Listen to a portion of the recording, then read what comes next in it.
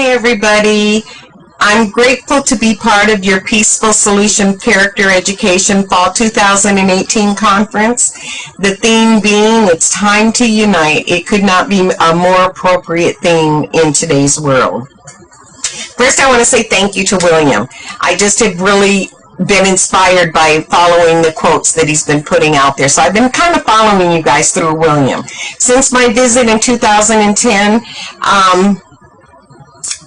Plates for Peace, I've been, like I said, I've been keeping up with you guys through William. It's really been a journey for me to be able to heal as well as I've healed.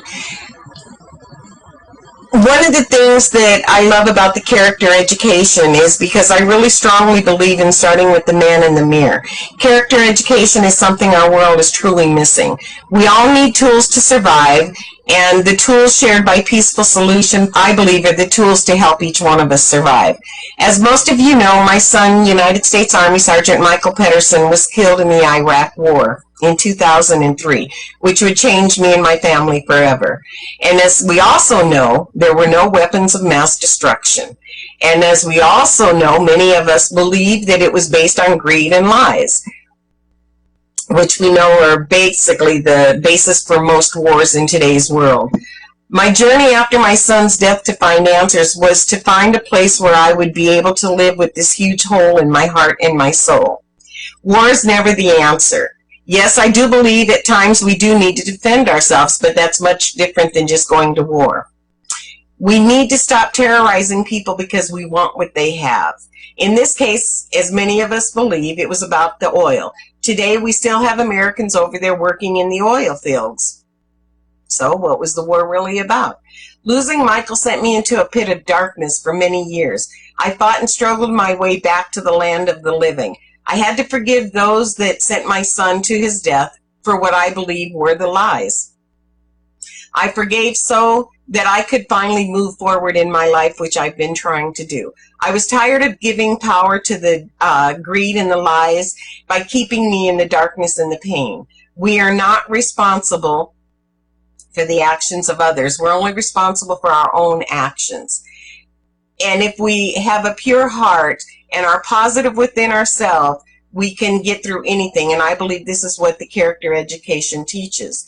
I often ask myself, how in such a great country as America do we continue on such a path of violence and destruction? The only answers I get are because of ego and greed. So until we ourselves get a handle on our own egos and greed, this destruction is going to continue. If we as humans don't make changes within our own characters, how can we possibly change a world? Uniting together and working together is how we are all going to make it. I believe we can only work together when we respect each other. And in order to respect each other, we have to respect ourselves. After all, if we don't know who we are, how can we understand who anybody else is? One of my favorite Peaceful Solution quotes is, observing someone's actions reveals his or her true character. Actions speak louder than words. I believe we are all teachers, each one of us. We must live our lives as living examples. If we want a world of togetherness, respect, and love, then this is what we have to send out. Our actions cause reactions. As humans, we're the only ones that make this difficult. Another one of my favorite quotes is, in a difficult situation, remain calm. Getting upset will not help. Talk to yourself to calm yourself down and stay in control. By remaining calm, you'll be able to think clearly and rationally. I love it because it reaffirms what I already believe. I have a saying, keep your peace so you can keep your power. With all I've been through in my life, like each one of you, I have learned that when I allow people to pull me into their madness and anger, I lose myself and give them the power over me. I must keep my peace and calm at all costs. If I don't, I always find myself angry and frustrated, which isn't cool. A peaceful mind is a wise mind. I have come to the realization I do not have to accept others' frustration and anger. I can return love, respect, and peace to them. We do not have to allow others to pile their junk on top of us. We have choices. I believe we need to unite the Peaceful Solution Character Education in an endeavor to stop all wars and bring peace through education and moral character. I also believe that we need to begin teaching our youth character education earlier in life. This is a valuable tool, and reaching our children is reaching our future. What a wonderful world we'd have if everyone could understand and live in peace. We must unite. School violence needs to stop. Our children must stop being sent to wars based on greed and egos. We must each change within ourselves and save our future through uniting. I also believe that character education will stop the bullying in our world today. There's not a school in America today that doesn't have some sort of bullying going on. By teaching moral character in schools, we'll begin to teach the adults, because the kids take it home, and perhaps then one of the family members will say, I think I want some of that too. In serving in schools, we must not forget about the older generations. Yes, I know it's hard to teach an old dog new tricks, but I promise you, if I can learn, anybody can learn. We must learn to keep our peace so that we can keep our power. It's time to unite. Thank you guys once again for allowing me to be a part of your conference. I continue to support you. I continue to send you love and much respect.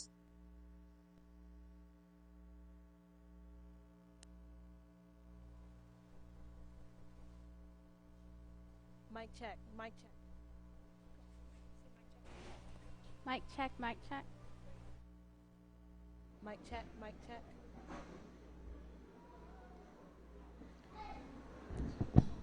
So that, and there's many more people who are still standing behind the peaceful solution and with the peaceful solution. Some of them behind the scenes, some of them out in the open, who are still on board. But without further delay, I'm going to turn it back over to our partners in peace for their presentation.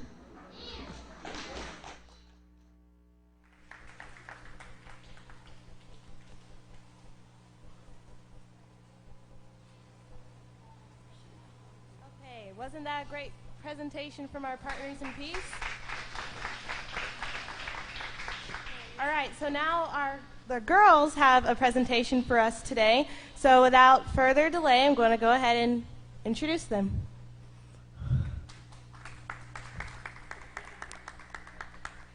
Welcome, everyone. In today's lesson, we're going to learn about acceptance as presented in the Peaceful Solution Character Education Program. Acceptance means to look at the positive things about yourself and others. When we make fun of others, this causes breakups because the person no longer feels that they belong. They will be hurt and sad.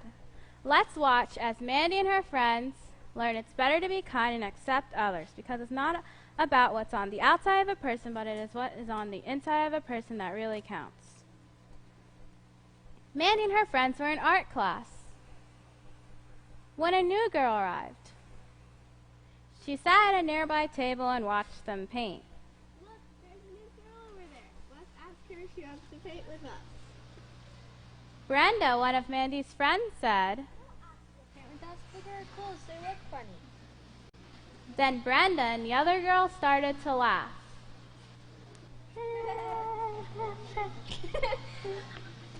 The new girl heard everything they said.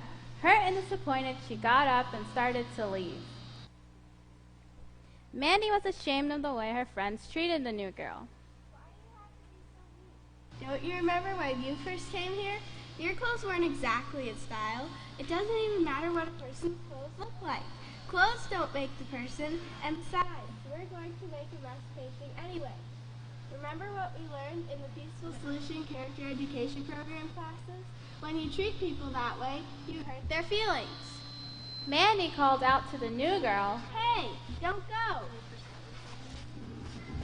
My name is Mandy. What's your name? Beth. Do you know how to paint, Beth? Yeah. Mandy handed her the paintbrush. Beth took it and began to paint. She carefully painted a picture and then showed it to the girls. Beth really was a great painter. All the girls stood with their mouths open in amazement. Everyone except Brenda walked over and introduced themselves. Hi, my name's Abby. You're a really great painter. Yeah, and I'm Lauren. Could you help me with my painting? As Beth helped, Brenda reluctantly walked over and stood with them. She was ashamed of what she previously said about Beth's clothes. We can't afford not to have an artist like you in our class. Yeah, Marity's right. Who cares what her clothes look like? Everyone's unique and special. Let's paint. I'm really glad I learned the Peaceful Solution Character Education program. It really solves problems. I agree. I will never forget this lesson. I would want everyone to accept me for who I am too, not just because the way I dress. Bye.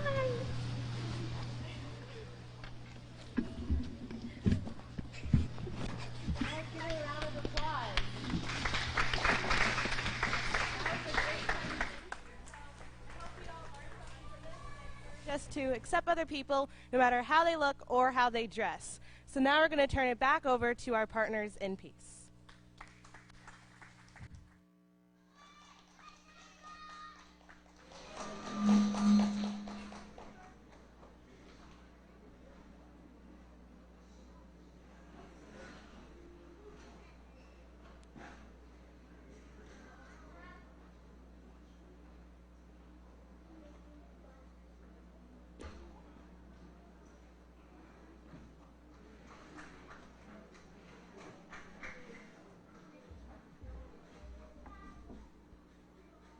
All right, everybody, we're going to take a 10-minute break, and we'll be back. So please be back in 10 minutes, 10 minutes sharp.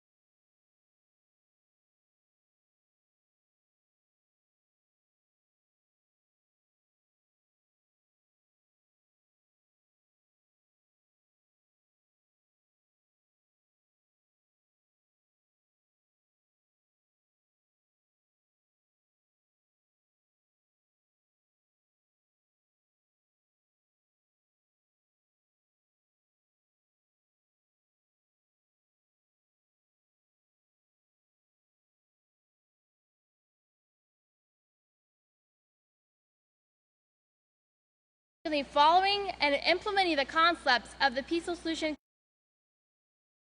display examples of morality. And with this, we're going to get started in our afternoon session, so I want to turn over to our first speaker. Please welcome her.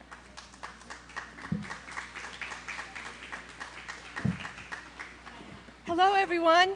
I'm excited to be here with you today, and I'm glad the room is so filled because I want you all to know that you are witnessing the calling out of a generation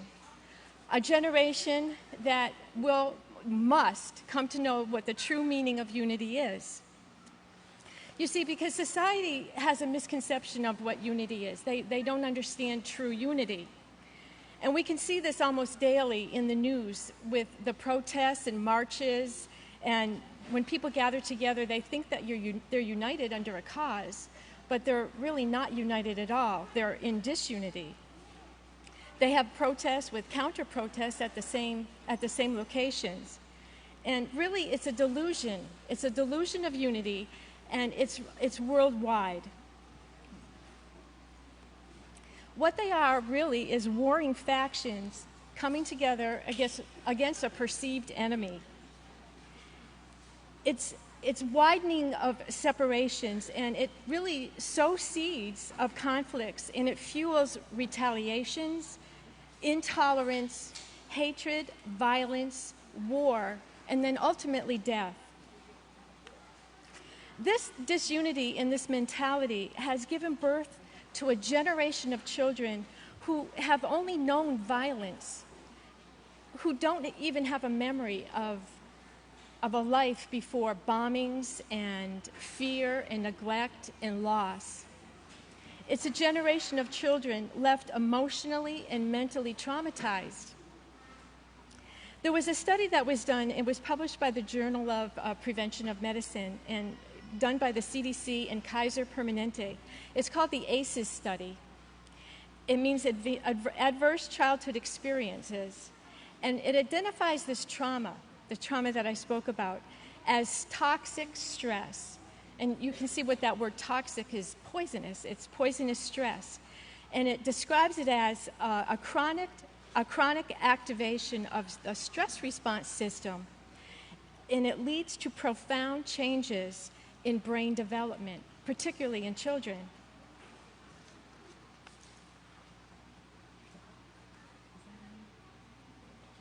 This right here is a picture of a normal brain, supposedly normal brain, and the smaller brain is actually a brain that shrunk.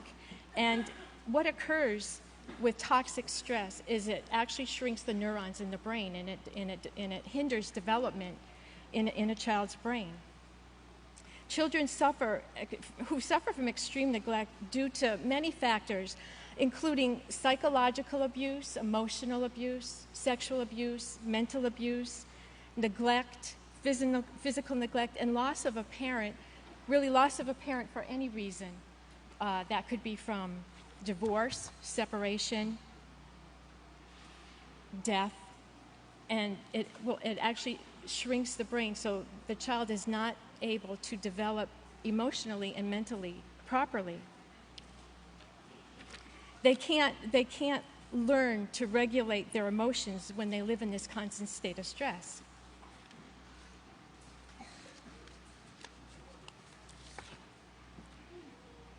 This is a picture of the neurons that are in the brain. You can see where the larger connections are. The larger connections would probably be where you'd want to be, but the smaller ones, when there's toxic stress that a child experiences, or even a grown person all the time, it disconnects those neurons.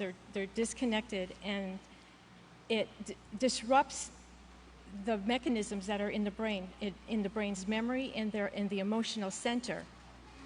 And more than 60% of children worldwide who experience trauma, they have impairments in language, writing, memory, following directions, taking feedback from adults, tolerating stress, and actually learning from their mistakes. It also increases oppositional behavior. So you can see where this would be a continual cycle of disunity. And all of this occurs because of disunity. But it doesn't stop at just the brain, because it affects the heart also. See, our hearts have very similar neurons in it, at the same as the brain does. Our brain and heart are they're very closely connected, and they create a whole, like a symbiotic relationship. It's like almost like a marriage, where each is dependent on the other. See, the neurons in our heart help our brain to make thoughts, to think, to form thoughts. The brain's region that's affected by the heart is associated with threat perception. So you can see where when a child is in a chronic state of stress, they have that constant perception of a threat to their well-being. And that's directly associated with the same in the heart. It processes fear in combination with the signaling from the heart, and that's how they process fear. It's misfiring, misprocessing. And it's the same connection when you experience compassion or empathy towards someone. So you can see how disunity totally disrupts that. But there is great news. When the Peaceful Solution Character Education Program is taught and applied, it actually reconnects those neurons. It will actually build new pathways because of the positive character education that's being applied. It reconnects those neurons. So you're going to go from those broken ones, and as you layer the character education one upon another, it will reconnect and rebuild that, helping to become a whole and healthier person.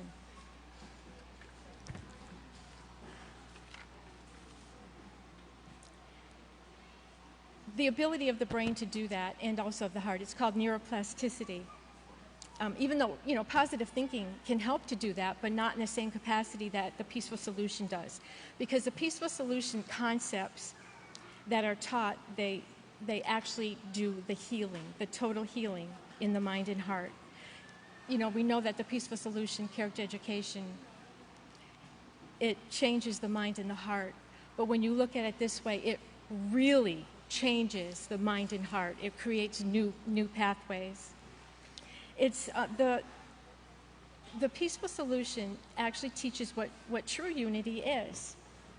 True unity is a state of being one, and it's joined and united as a whole to act in concert, which is what we want to do, so that learning how to have that respect toward one another and that unity toward one another, we need that unity, not just one towards another, but within ourselves as well. And united means made one, agree and act together as a single entity, being in harmony, in one accord and in one agreement. Peace, cooperation, orderly, and please note this last part, linked by a moral bond. And that moral bond is the Peaceful Solution Character Education Program. The concepts that we learn from there, the acceptance, the respect, the self-control, the forgiveness, the empathy and hope, and how to make positive moral choices in your life. The true unity, moral character, all that learning. One of the key things is the forgiveness. That's key to that healing. When wounded minds and hearts learn how to forgive, that's the catalyst to being able to apply the rest of the solution, the Peaceful Solution, because it's layered one upon another. And we heard that in the class last night, that it layers one upon another, and it's a building block. And the more you make those positive choices, the more you become whole and healthy. And that's the key to healing this generation. With every positive moral choice you make, the connections in the brain are made, and the mind and heart connections work in sync that way. So again, you are the calling of a generation, and a generation that must come to know what true unity means. And the way we come to know that is by learning and applying the Peaceful Solution. We need teachers to teach the Peaceful Solution so that we all can learn, and we can become those teachers that help the generation, the wounded children, the hurt children, the wounded people, the parents who don't know how to teach or protect their own children. We need those teachers that can heal and give hope and help others to know what true unity is. And it's only through education and the Peaceful Solution Character Education. So I really urge you all to find out more about how you can become part of the program, how you can learn to teach it, so that you can be part of the healing. So with that, I thank you very much, and I would like to turn the podium over to our next speaker.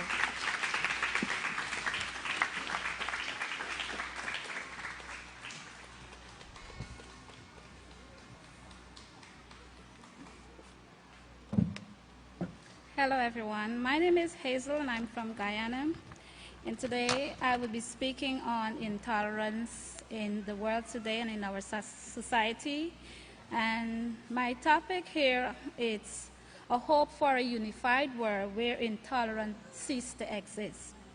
The definition of intolerance taken from Oxford Dictionary is the unwillingness to accept the views and the belief or the behavior that differs from one's own.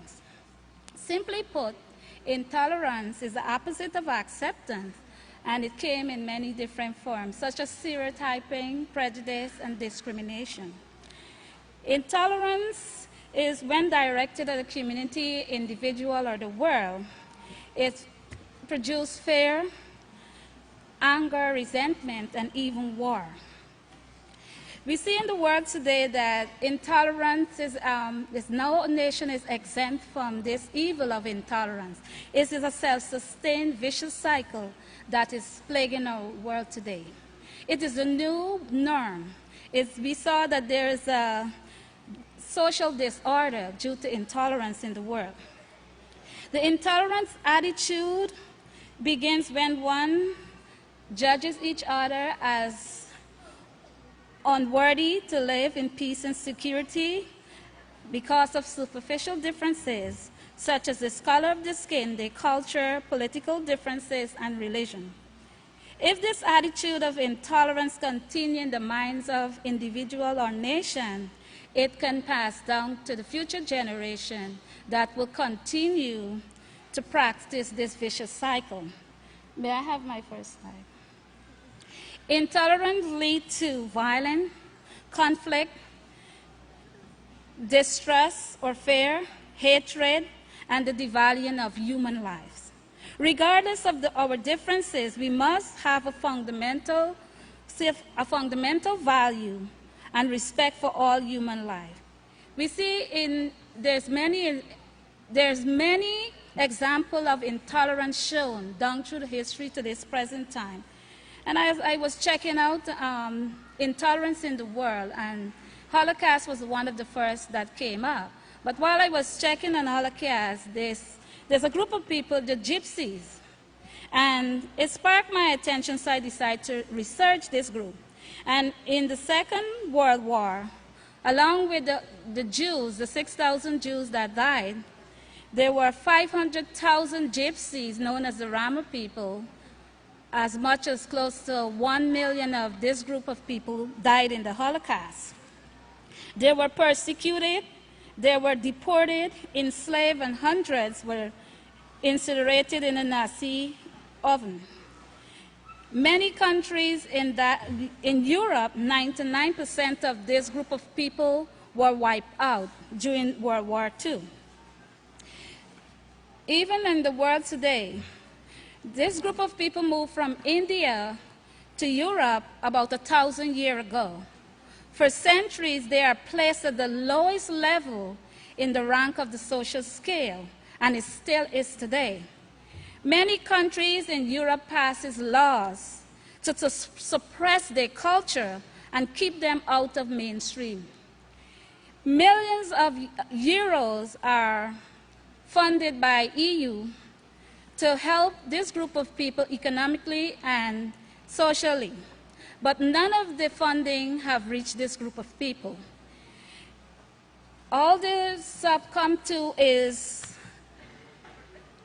low low education, they said there's the highest level of intolerance, a highest level of lack of education among this group of people. They refuse employment. They're also forced to live in homes that is not adequate for living. And also they are constantly persecuted and they are constantly evicted from their homes and they cannot buy land. And constantly they are, when there's crime in the neighborhood, they're the ones that are blamed for that. We see there's a high level of discrimination among this group of people due to intolerance. This is just a fraction of the intolerance that we see in the world today. May I have the other slide? Thank you. We see on the news today that many people, they focus on superficial belief because of the color of their skin and so forth. But we see that we can make a difference. And today I'm saying to you, we can see past the difference of the color of our skin. And I'm asking you there, so it's time for us to unite. It's time to do what is right. It's time for us to see past our differences. Even though we have different physical characteristics, but on the inside we are the same. It is a proven fact that we are kin beneath the skin. We are not so different after all. We are the human race are sharing 99.9% of the same genes and 0.1% accounting for our physical differences. As you can see, we're not so different after all. But then why are we emphasizing on the 0.1% instead of embracing the 99% of our similarity, which is our strength that we can use to build a solid foundation for unity, embracing the uniqueness in each member of the human race as the key component. We are the most intelligent species on planet Earth, with the ability to learn and grow together in unity. Someone once said, the greatest results of an education is tolerance. So why can't we learn to coexist and respect each other regardless of our differences? It is a proven fact that intolerance and hatred are learned behavior. If a child can be taught intolerance, they can also taught tolerance and to value human life. How can we solve the problem of intolerance? The Peaceful Solution Character Education Program can solve all problems, and intolerance is no exemption. It is the goal of the Peaceful Solution to change the heart and mind of every individual in a positive way. There's 2 steps to eradicating intolerance in the world today. 1, we have to look beyond the superficial difference of others and see each person as valuable, special, and unique. 2, regard others as with the same care and compassion as ourselves. 2, become educated through the Peaceful Solution Character Education Program to build a positive moral character. This will enable us to discern and accept the character of others, which is the core of who we really are. Education in acceptance should be taught to children from their formative age by their parents and also even within the womb. It should also be continued in school. It should be a part of every school curriculum. And for the adults, you're not left out. We have the workplace manual, which also help us to continue acceptance for each other. It's also we can forgive each other and move past. It would help to build our moral character. I also want to say to you here that we see the intolerance that is in the world, and it is hurting the world today. It is bringing destruction to our world. May I have the next slide? Thank you. This is the result of intolerance in Syria, a nation divided. In closing, I want to extend our hands to you to join us to bring an end to intolerance that is destroying our world today. Remember, we are one human family on the planet Earth. Working together in unity, we could accomplish more to bring an end to intolerance, to become a unified world. It's time for us to unite. It starts with us. It's time for us to unite, for you and me. And with this, I turn it over to the next speaker.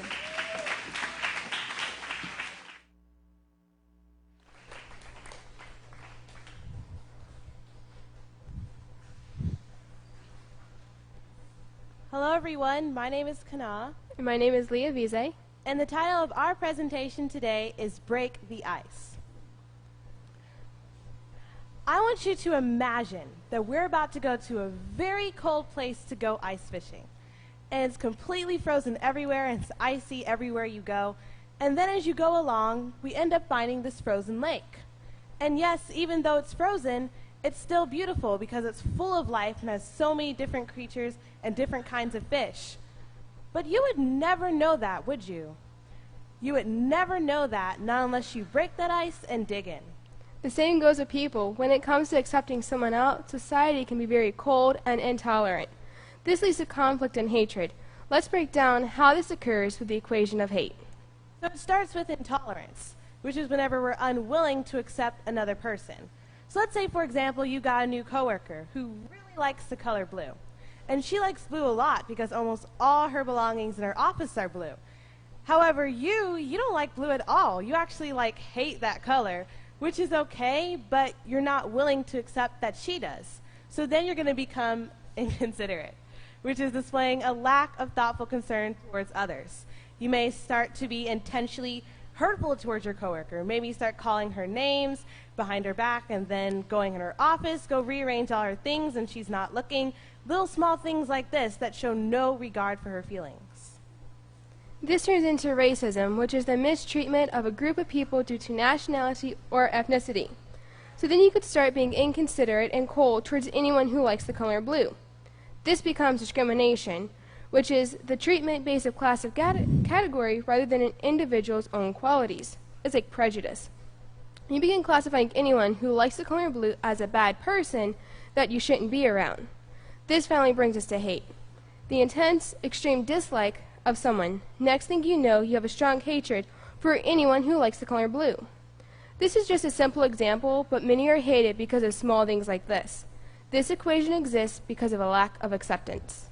Failure to accept others has led to untold suffering of many innocent people.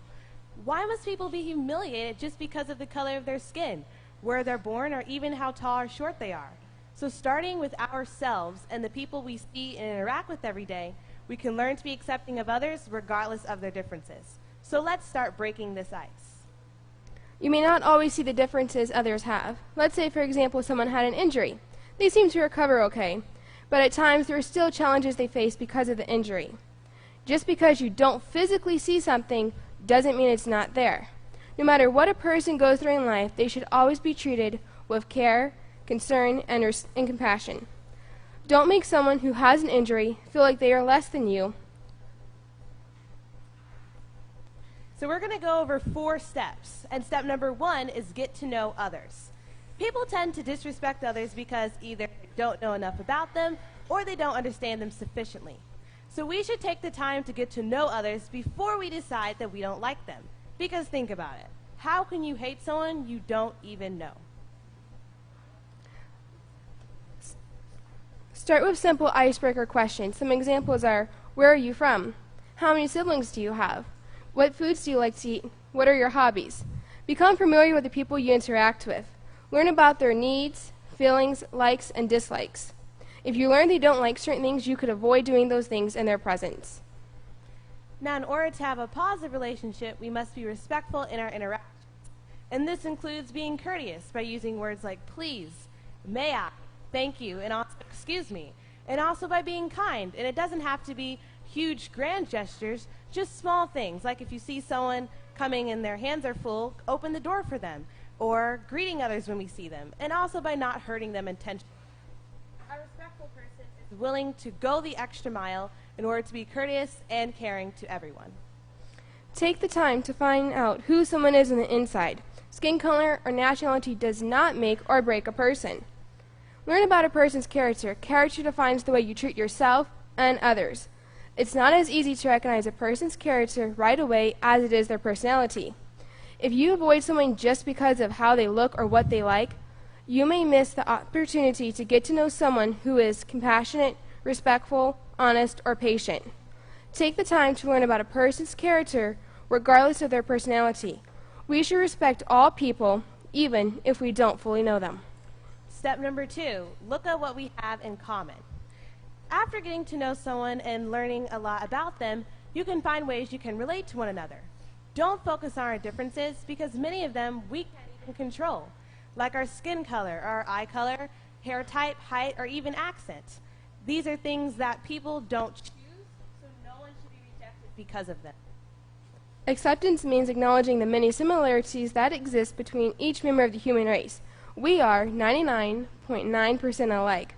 Although we may look different, on the outside, inside we are the same. We all have feelings. We all want to be loved and needed. We want to fit in and be accepted. We all have the potential to learn the value of a positive moral character. So as an example, we both look completely different, and our families are different. I have 3 younger sisters. Well, I have 6 younger siblings. I like to eat fruits and vegetables. Well, I like to eat pizza. I like to sew and crochet. And I like to sing and cook. But because we both learned the Peaceful Solution Character Education Program at the age of 6, we're able to look past our differences and look at what we have in common. We're both from Louisiana, and we both like the color pink.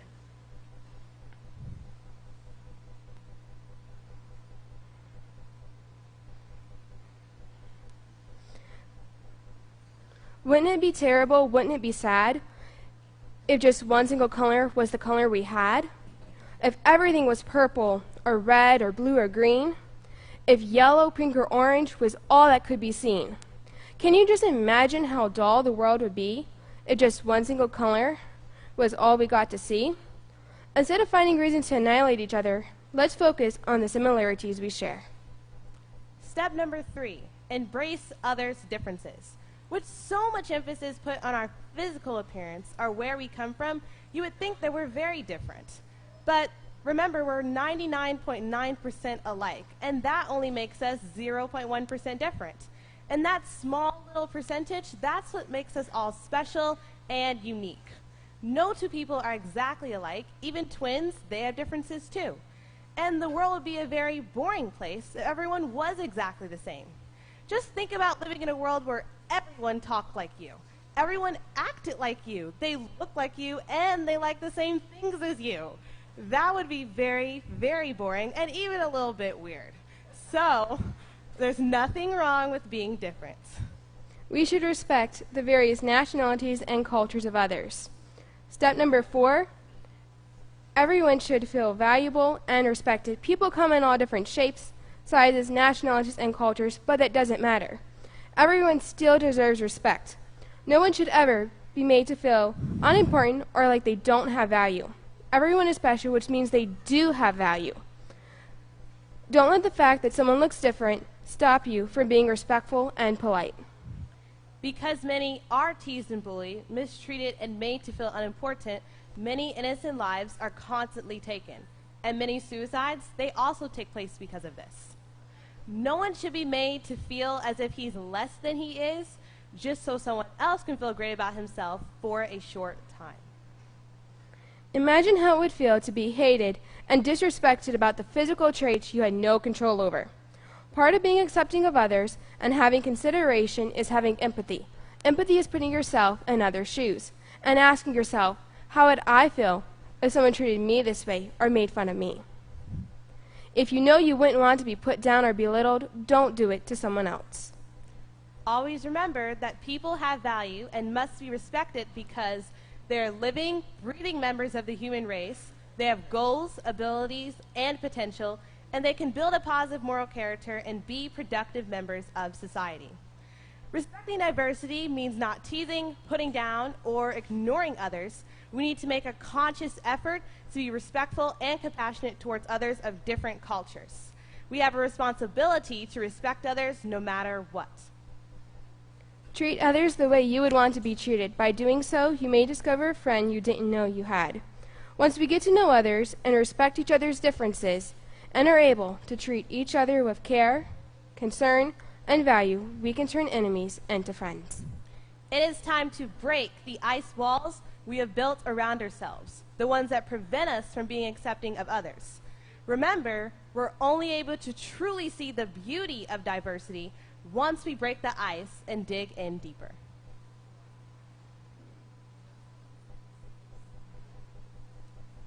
It starts with me and you. It starts with me and you. Learn to appreciate and accept the people around you, such as your family, co-workers, classmates, and neighbors. Soon enough, others will too. By treating others with kindness, others are motivated to treat others with kindness. It will start the ripple effect, and we will begin to see peace and unity again. We would like to thank the author of the Peaceful Solution Character Education Program, Yusra Hawkins, for allowing us to be a part of this Fall 2018 Peace Conference, Time to Unite. We would like to turn it back over to the chairperson.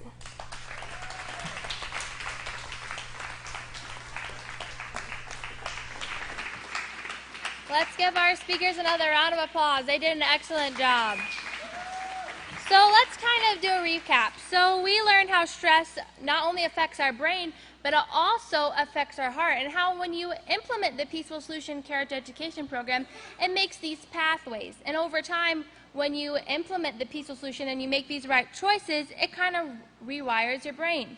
And then our next speaker talked about intolerance and how intolerance rips people's lives apart, where they have to relocate, and it suppresses them of their morality, value and morality. And then our last speakers, they simply just talked about embracing our differences. And even though we're 99.9% alike, it's that 0.1 difference that causes all these problems. Yet, as they stated, if we were all alike, it would make the world a boring place. So remember that we should accept everyone and accept everyone, because we all deserve that. So let's break the ice. And with this, I'm going to turn over to our partners in peace.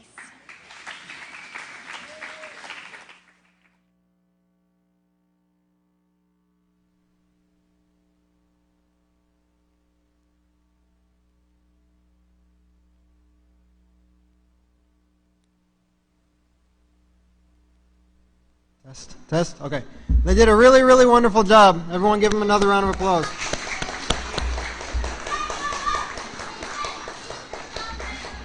Now, we've had many requests from people who came in later and didn't get to see this morning, and people who are watching online. A representative from the UN named Bawa Jane spoke this morning at the conference, not live, but over Skype. And many people didn't get to see it. So at this time, we're going to replay that video so that everybody who didn't get to see it can watch it, because it was really, really amazing. And at this time, let's play the video.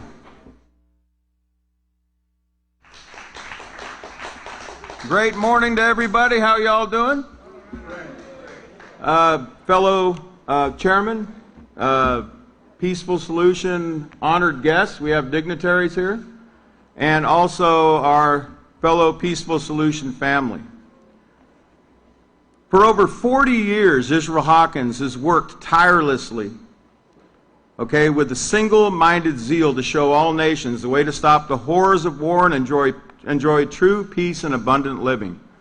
You know, in 2004, he started to work in Laredo, Texas, that Chris just started talking about. Yes, there's a lot of crime across the river. You know, there's 80,000 people have been killed in Mexico just in the last 5 years. Okay, there's a real war going on. But there's also a work of peace taking place. Now, Mr. Yusra Hawkins' approach is one that has never been tried on a wide scale, and that's peace through character education. In 1988, Yusra Hawkins first introduced this plan for peace, or the peaceful solution to ending the Arab-Israeli conflict. He met with many world dignitaries, as you see, should be playing back before us now. In 1994, work began in earnest on a character education curriculum for all ages, teaching the basic principles of character development for all people. In 1995, Mr. Hawkins began traveling to meet with world government and religious leaders to promote the Peaceful Solution Character Education Program. Every leader that Mr. Hawkins met with agreed that peace through character education is the only true way that will bring true and lasting peace. There is no other way. All these leaders agreed. In 2000, the year 2000, on 8/28/2000, Mr. Israel Hawkins was invited to speak at the Millennium Forum of World Religious Leaders at the UN headquarters in New York City. Israel Hawkins joined Israel's chief rabbi, an emissary of Iran's top Ayatollah, the head of the World Council of Churches, and a granddaughter of Mahatma Gandhi, and over 2,000 members and attendees at the UN, and presented them with the Peaceful Solution Character Education Program. And as you can see, many of those dignitaries were passing those out too, the Peaceful Solution brochures, and they were all told about this great program. While there, Mr. Israel Hawkins met the organizer of the summit, Mr. Bawa Jain, Secretary General of the World Council of Religious Leaders. Now let me tell you a little bit about Mr. Bawa Jain. He was born February 16, 1957. He is the first Secretary General of the World Council of Religious Leaders, which serves as an interfaith ally to the United Nations. He works with governments of the world and intergovernmental bodies to reduce religiously motivated conflicts and to build peace. He's the founder of the World Movement for Nonviolence. He conceived of the Gandhi King Award, which fosters the practice and principles of nonviolence in daily life. Sound familiar? Past recipients include the late UN General Secretary Kofi Annan, Nelson Mandela, the President of Africa, and Dr. Jane Goodall. He's the co-director of the Season for Nonviolence. He serves as the founding chairman of the World Youth Peace Summit, an initiative that has brought together young leaders from over 100 countries to explore new and innovative youth-driven initiatives to address global challenges. Mr. Jain helped create nonviolent youth programs. These programs are now operating in 115 cities in the United States and in 15 countries. It's a lot, right? I'm not done. Mr. Jain organized an annual interfaith service that continues to mark the opening of the United Nations General Assembly. At the request of UN agencies and governments, Bawa Jain travels around the world to speak on religious diplomacy and peace. He is published author and has been the recipient of numerous awards. Since 2000, Mr. Bawa Jain has worked together with Mr. Israel Hawkins to prevent nuclear war and peace, and bring peace through character education to every individual of every nation. On July 17, 2018, we were invited, the Peaceful Solution was invited by Mr. Bawa Jain to attend a Sustainable Development Youth Initiative conference at the United Nations on the very day, August 28, 2018, 18 years to the day after Mr. Israel Hawkins attended the World Summit. Sorry to say it got canceled and it got moved forward, but we look forward to working with Mr. Jain on this. Mr. Bawa Jain is currently in Copenhagen, Denmark, right now as we speak, where he is attending a wedding ceremony for his dear niece. Mr. Jain, now I want you to understand this is a great honor that this man is showing this body of the Peaceful Solution family, because he's on vacation. It's probably a working vacation knowing him, but he took the time to be with us here today. Mr. Bawa Jain has opened and continues to open gates for the Peaceful Solution Character Education Program at the United Nations, and now we open our gates for this great man and friend. On behalf of Mr. Israel Hawkins and the entire Peaceful Solution Character Education family who all love this man, let's all give a warm welcome to our friend, the Secretary General, Bawa Jain.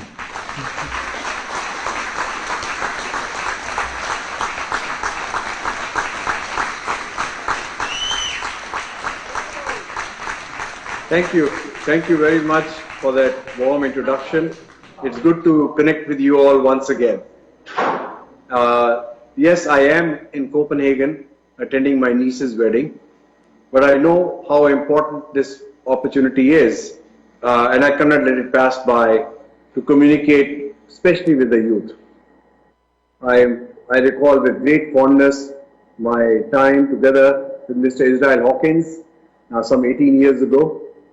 And I believe since then he's only become younger and more energetic than ever before. That bodes well for the future of the peaceful solutions. I think if we look at the world today, we are living in a very, very momentous time in history. There's so much strife, there's so much conflict, and there's so much uneasiness.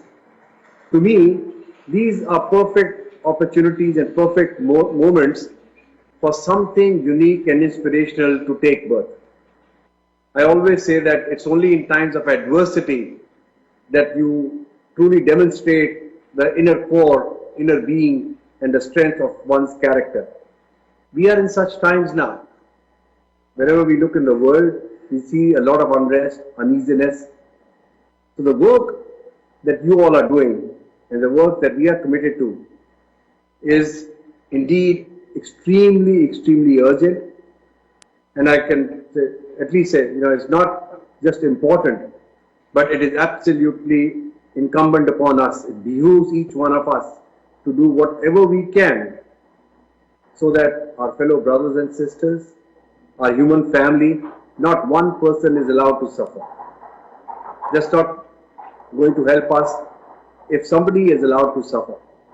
If there are disenfranchised people, if there are poor and hungry people, if there are people who are seeking a basic roof over their heads, if there are children who are malnutrition, if there are children who don't have access to safe drinking water, they don't have any access to any medical needs, that's something we cannot allow and must not allow. We are one family, and for us to survive, we must ensure that everybody can survive, not just survive, but thrive, and be there to support each other. That's what our effort is for. For years I've been engaged in the work, what I call religious diplomacy. Now, I might add for a minute, what is religious diplomacy? Religious diplomacy is really just harnessing the power of religion and faith. And if you know, the United Nations Human Rights Declaration, which was conceived and signed in 1948, is all based on the core values of each of the world's great religions. So the work of the United Nations, to my mind, is deeply driven by those values and by those teachings which are inherent and enshrined in each of our sacred religions. So it's not separate from anything that we do. So what we do is bring the religious leaders, the religious teachings into the work of the United Nations, but specifically on the social challenges and issues that we face. The United Nations is extraordinary. It's the only institution that we have to negotiate policy which affects every one of us on the planet. Where the UN needs help and where we seek to partner, this is where religious diplomacy comes in play, is harnessing the religious institutions, the religious organizations, the religious traditions, the spiritual leaders, the people committed to working for a noble cause, get them to work together in different parts of the world in supporting the work of the United Nations. So it's simply getting the power of faith in action. And why do I choose that? Is that the reality is that today, over 90% of the world's population follows one religion or the other. These are not my statistics. These are the Pew poll, but also you can check out.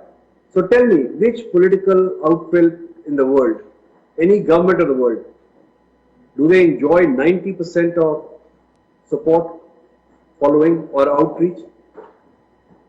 So the political leaders need the religious leaders if they indeed want to reach out to the masses, because these are the people who have direct access to the masses.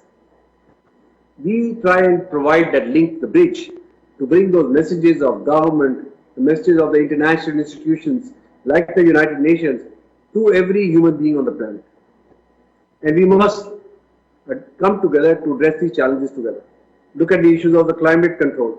We've seen the recent spurt of horrible floods. In Texas, you saw what happened last year. How many people suffered and died.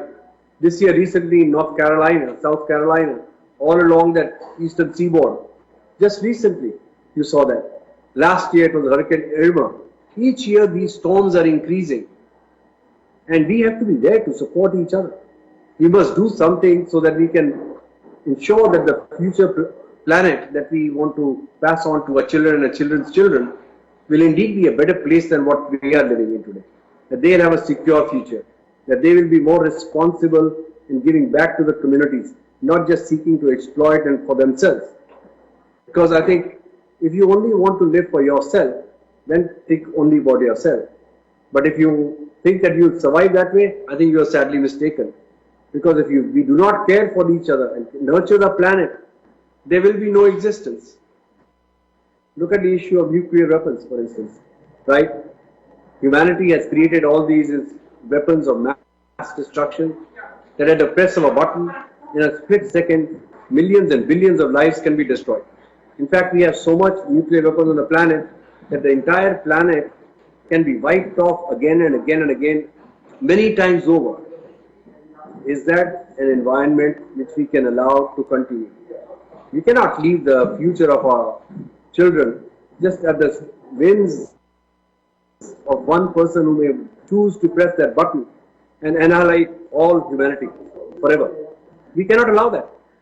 We must do all that we can to see that we can get the world rid of the nuclear weapons. They are a grave danger to the existence of all of us. That's something which I would like to see more and more people get actively engaged in. One. Second, I mentioned already the issues of the environment. How can we build networks across the planet and see what are the key issues that we can do in our own little homes, in our own little communities? Remember, don't be daunted by that the task is too great. Let's start, each one of us take a responsibility. I can be responsible for my actions, so let's start with doing something in our own homes, in our own communities, in our own towns. And you will see the power that will come out of that. That's it. Then there are the people who are the hungry, the poor. We must give us of ourselves. Isn't that what God teaches us? Share with your neighbor. Love your neighbor as yourself. Do unto your neighbor as you would have them do unto you. Right? Do we live those principles? Honestly, just ask yourselves a question. How many of us truly say, do unto others as you would have them do unto you? Love your neighbor as yourself. To me, these are the two core critical commandments. If we follow these two commandments, I don't think there can be any strife in the world. But do we follow them? If not, then what are we going to do about it? We have to do something. Reach out into your communities. You have the power. Don't let it go. We see a lot of uncertainty, especially in our country, in the greatest country of the planet, the most powerful nation, the United States of America.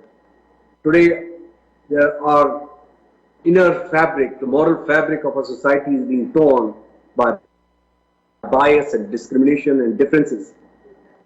This is an opportunity we must seize to bridge those gaps. Don't let any form of discrimination, bigotry, hatred, ethnic differences, racial differences, sexual orientation, don't let that be a dividing factor. Look at the collective of one humanity and see what we can do to nurture each other, to support each other. Are you with me on that? Do you think you all are willing to do something about that? If so, make some noise. Let me hear you. Thank you. Now I wanted to invite my friend Mr. Israel Hawkins and remember him. I recall very fondly our meeting now almost 18 years ago, and the books that he gave me still sit in my office. And I said then and I say now, God bless you, continue this wonderful work. This is the work of God, you are a noble soul. With a peaceful solution and all that the work that you are doing, I would love to see if you can help set some benchmarks, some standards of what you would like to accomplish, say, in the next 1 year, 2 years, and 5 years. Let's work together on a plan and ask me wherever you think I can be of help, where our networks can be of help and support. And we need more and more such institutions, organizations like yourselves, individuals like Mr. Hawkins, who are willing to go out just for the sake of others on the planet, not just for themselves, but to see what they can give back, because we've been very blessed. We have received plenty, but now it's our turn to also give back. So I would like to see what we can do towards helping each other, supporting each other. And one of my experience has been is that to be successful, one must form some good strategic alliances, partnerships and alliance, and you'll see where alignment of interests are there, where we can share our resources. Because remember, in my mathematics, 1 plus 1 is not 2, but 11. 1 plus 1 is 11. So imagine 1 plus 1 plus 1 is not 3, but 111. That's the power of togetherness. Let's see what we can do to support each other. Harness the resources that are available to us. Implement some small programs, even howsoever small, but at least do something. Doing nothing is a problem.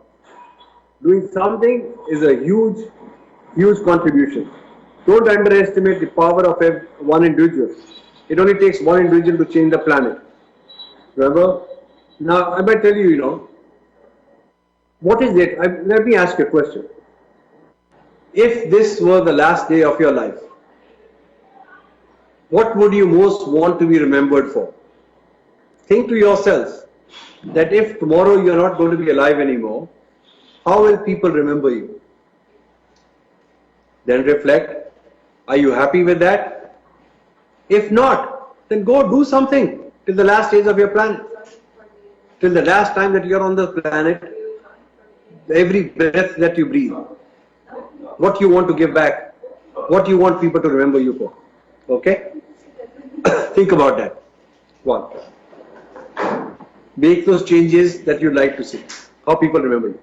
I'll give you an example on this.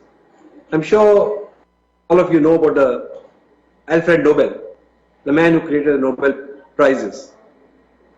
Do you know that what inspired him to create the Nobel Prizes? One day, he woke up in the morning, picked up the newspaper. By mistake, somebody had printed his obituary. And his obituary talked about all the weapons of mass destruction he had created. He's the man who had founded dynamite and things which could just destroy all humanity. He was aghast. He says, is this what I'm going to be remembered for?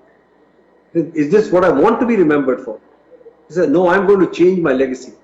After that, if you see, he launched the Nobel Prizes. Today, does anybody think of him, Alfred Nobel, as a person who developed dynamite and weapons of mass destruction? We all remember that the Nobel Prizes and aspire to the highest aspirations of one's human life and commitment to any field. That, to me, was the driving factor in my motivation to see how I want to be remembered for the day I leave this planet. And I'm going to continue to do what I feel can help all of humanity and whatever little contribution we can make. And I hope that you share that ideal with me. If not, I hope what I have shared with you today inspires you into committing to some form of action to make a difference in the planet. It's all one planet. We are one human family. Let's do all we can to support each other, to ensure a planet which is better, brighter, and more friendly to the others, to every person in the planet, to all forms of creation. We have to be there to support each other.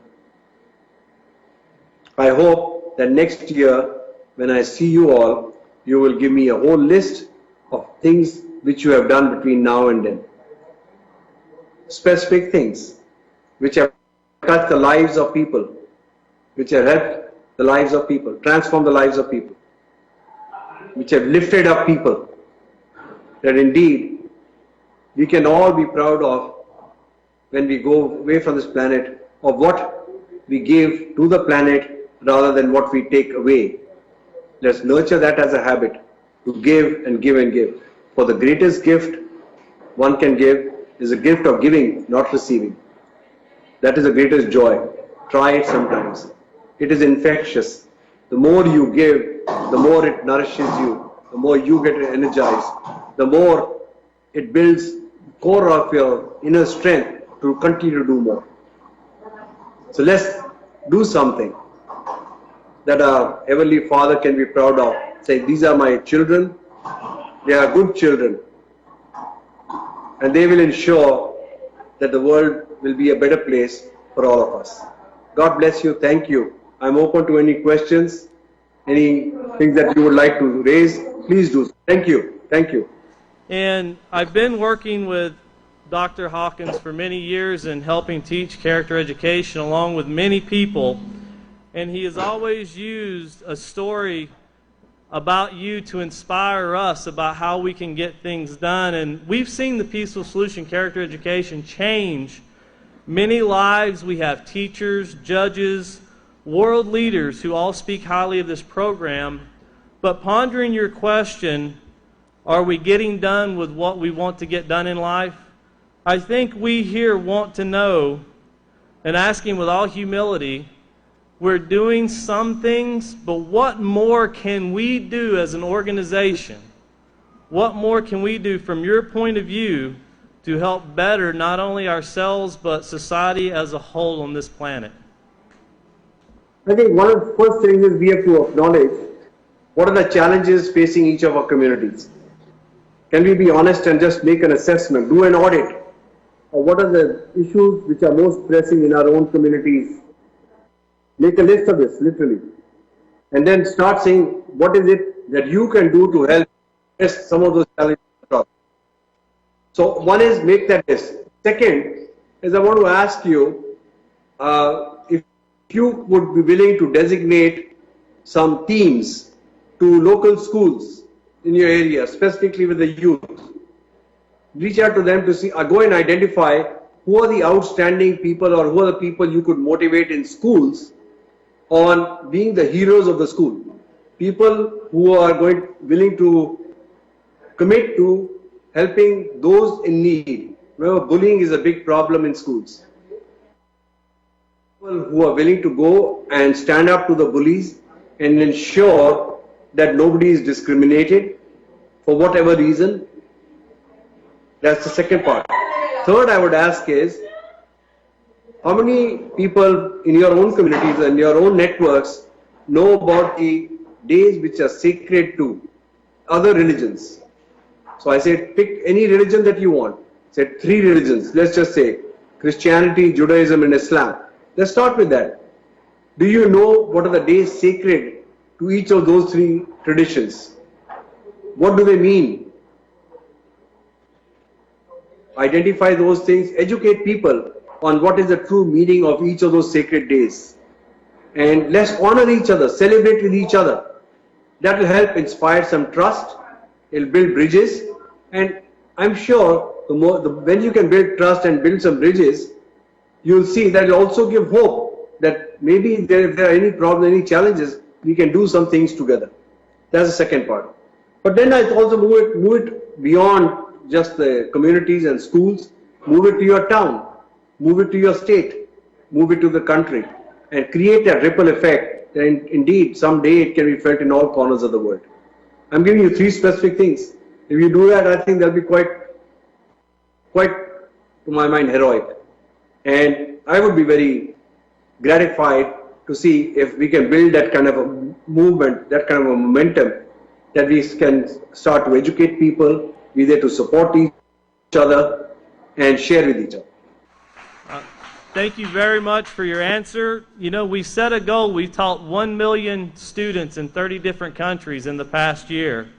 So we're going to set our goal by the time we see you next to have 2 million taught and to be moving forward and to take the advice you have given us and put it to the utmost use. Thank you very much, Mr. Jain. Hello, Mr. Jain. Today, it can be hard to understand with all the negatives that we see. Wars, suicide, bombings, chemical attacks, genocides. It can be a challenge to have a positive outlook for our future.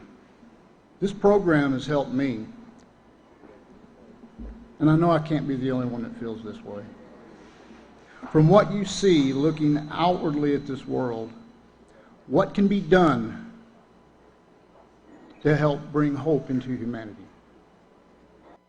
We have no choice. We have to have hope. If you don't have hope, there is going to be no life. And hope comes from a position when you become confident within yourself that your life matters and what you do matter. It's a question of building self-esteem, first of all, to my mind. And there can never be a time when we can give up on hope. There's just no room for despair.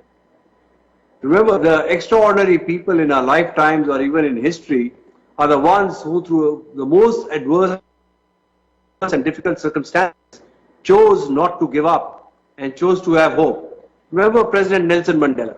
I mean, one of the most inspirational human beings that I've had the honor of meeting. He was imprisoned for 27 years in hard, solitary confinement on Robben Island. If you recall, when he came out from prison after 27 years, he was not a bitter man. If you go back and into the archives and hear what he said, his first words were, "As I was saying the other day." 27 years of that punishment that he had to endure, to him was just the other day. What an amazing spirit. And when the world was being ripped apart through its seams, he chose to rise above, shed the violence that his party, the ANC, was engaged in, and pursue a path of non-violence and reconciliation. Look at that example. In our own country, look at Dr. Martin Luther King. All the days of segregation, right? Look what he chose to do. Let's unite. I have a dream, right? Look at Mahatma Gandhi in another part of the planet. And by the way, as you know, Martin Luther King was deeply inspired by Mahatma Gandhi. And for me, it's very personal because Gandhi's mother was a Jain. He followed the teachings of principles of ahimsa from Jainism. That's the path which I follow. So when you follow that path of non-violence in your thinking, in your speech, in your action, there is no room for giving up.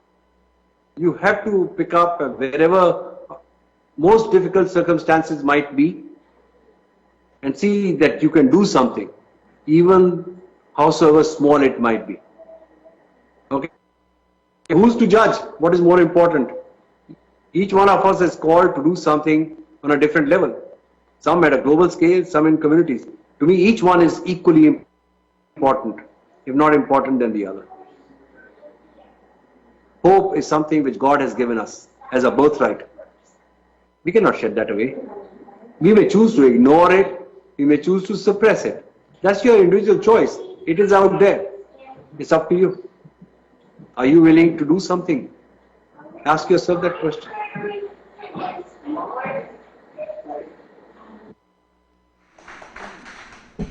Mr. Jain, I do appreciate you being with us here this morning. Do you have time for another question?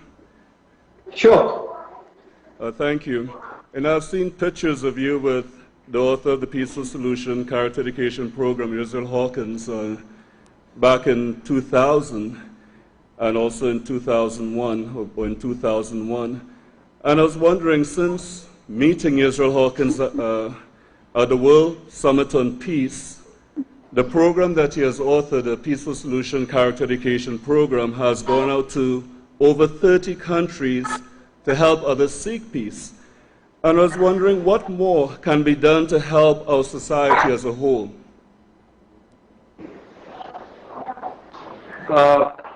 One is that I think, remember, I learned something from Dr. Ted Turner. Remember, in a business model in our schools across the USA, we are taught, set yourselves goals which you can realistically feel you can accomplish and measure. Dr. Ted Turner, in a meeting, we were sitting with him, he said something very different, which at that time threw me off, but then it really made sense. And I share that with you.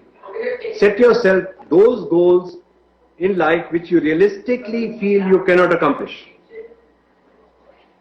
For me, I have set peace as my goal. I'm going to keep working for it for the rest of my life. Do I hope to achieve it? Yes, I hope to achieve it. Do I think it will happen? I don't want to be caught and think it will happen or not. I want to keep doing my part. And I'll work for the rest of my life. I cannot measure it each year, but I can set smaller goals under that, the sub-goals, to see, okay, this year, as you said, you are educating 1 million people in 30 countries. I would love to see that expanded not just to 2 million, but to 10 million. Remember, the first million is difficult part. Then it has the multiplier effect, the domino effect. It can be multiplied very rapidly and very quickly. So, be more ambitious. I would set to you a goal. I would have said 10, okay, but if you do 5 million, I'll be very, very happy. And the 15 countries must be at least 30 countries or more by next year. I would love to hear that, and I'm sure that you will yourself be very happy if you can accomplish that. Reach out. Remember, we used to talk of 6 degrees of separation, but with technology and the way things are today, we are not even 5 degrees apart. Okay? So you can use all kinds of technology which is available to us, which is we are blessed to have, and multiply what you are doing many-fold in a shorter period of time. Can we do that? Remember, I'm sitting here, I want to show you before, I wish Mr. Hawkins was here. I'm here by the fjords. Across the water from me here is Sweden, right across there. Here I'm in Denmark. So the world is very small. All we have to do is start reaching out. Okay? Be like the water. Have the qualities of water. Water finds a way to get through any space, howsoever you might restrict it. If we can have those qualities of water, find a way through anything, then you'll see the difference. God bless. Let's do it together. Okay, Mr. Jain? Yes, I'm here. On behalf of the Peaceful Solutions author, Mr. Israel Hawkins, we all are very thankful to you for taking your time and your busy schedule to meet with us today. It's been such a great honor, and we are going to give you an opportunity right now to go ahead and address the conference for the final time and give your message to Mr. Hawkins. Thank you. Thank you. Mr. Hawkins, what a pleasure to connect with you this way. Of course, if you remember 18 years ago, my beard was a little more black, my hair was a little more black. But as you see, years are catching up. But the spirit continues to be young. I look forward to meeting you again and to be joining you physically and in person in the future. And until then, I'll say God bless, and let's continue what we've started, and let the Spirit, the Holy Spirit, guide us as we spread this work of God's message of peace to all corners of the planet. God bless. Bye.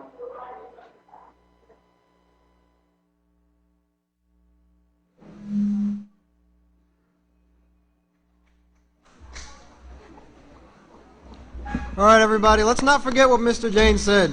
Let's not forget what he said. We all really need to work together, starting with ourselves, then spreading out to our communities, spreading out to the larger parts of our communities, our states, our cities, our states, our country, our nations, and then our world. And that's how we can make a difference. Now, coming back home to our community, well, home for us here at Abilene and Clyde, we heard from the County Commissioner, Mr. Farmer, this morning.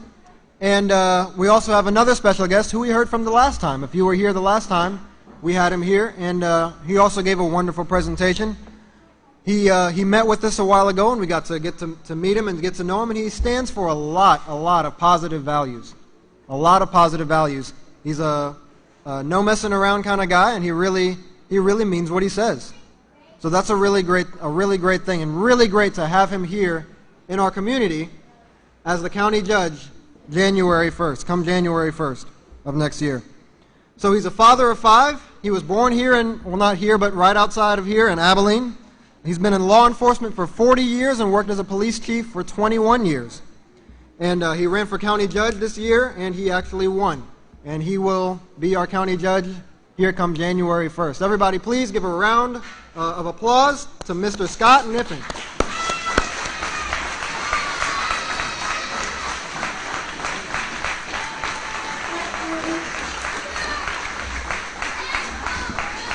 Thank you.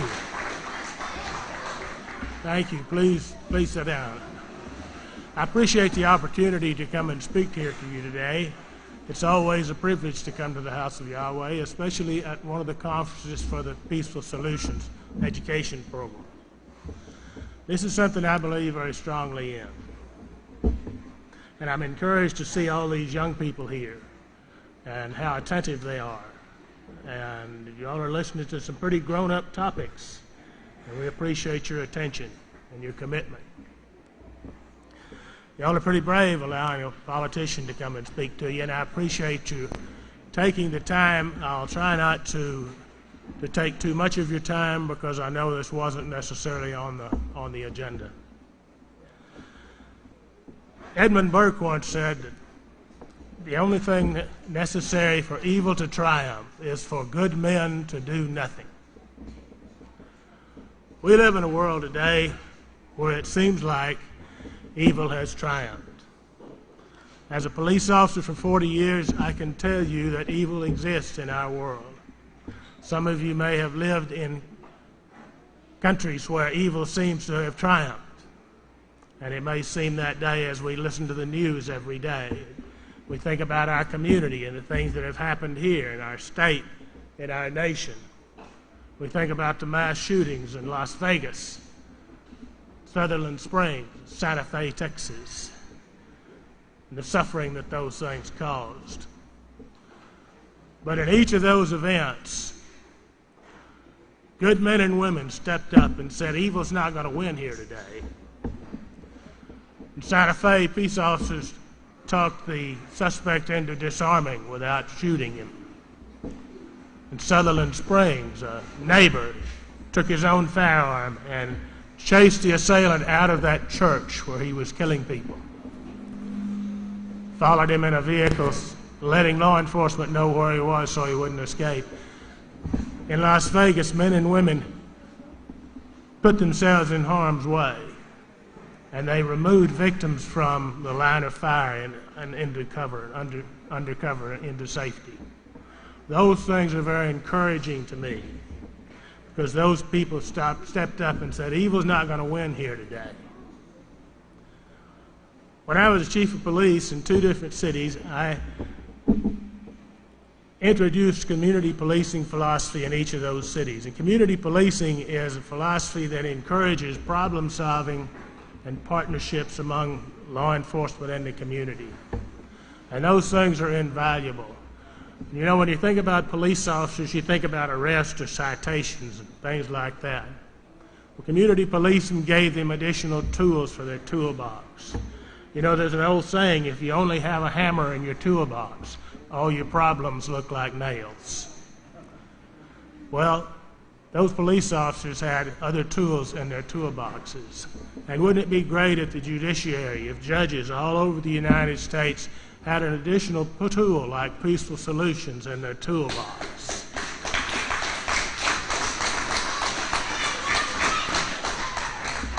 In our prisons today, in our jails, many of our prisoners have been there more than one time, some of them multiples of times. If you give them an opportunity to learn something like Peaceful Solutions, they might not reoffend. And there's a judge down in South Texas that's using that in his program. And I'd like to get his name and phone number, because after January 1st, I intend to give him a call to find out what kind of success he's had.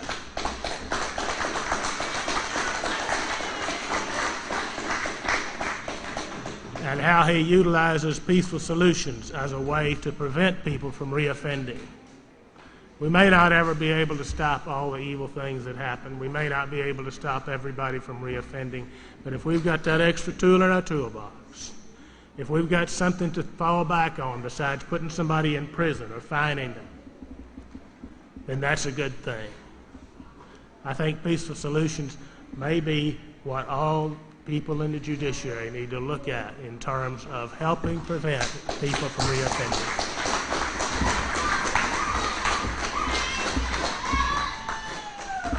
Again, I appreciate your time and attention. I'm not going to take any more of your time. It's been a privilege to be here, as it always is. Thank you for your commitment, and thank you for this program.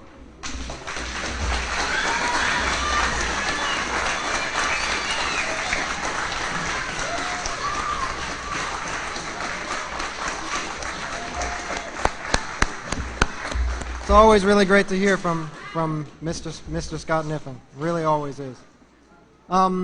We have a group of young video producers, of young people. They come to every Peaceful Solution class, and they put together a video for everybody.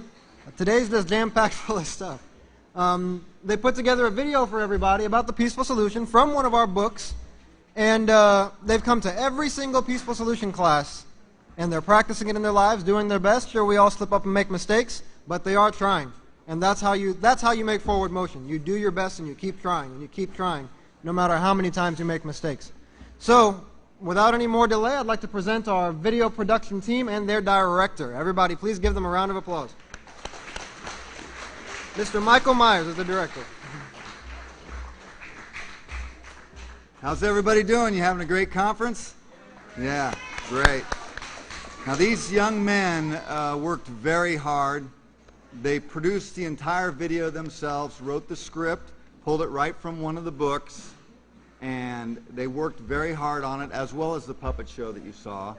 So we're going to go ahead and set this up, and when we're done, they're going to come up and they're going to ask some questions, all right? So without further delay, this is the Peaceful Solution Teachers in Training production team. And this video is the one that they made for all of you for today. And at this time, if we can go ahead and play the video.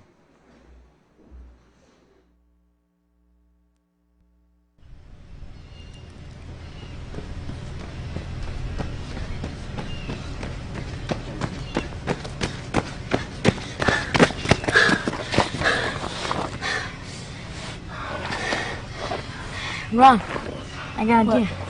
I have a pocket knife and we can carve our name into the backboard. Oh, cool.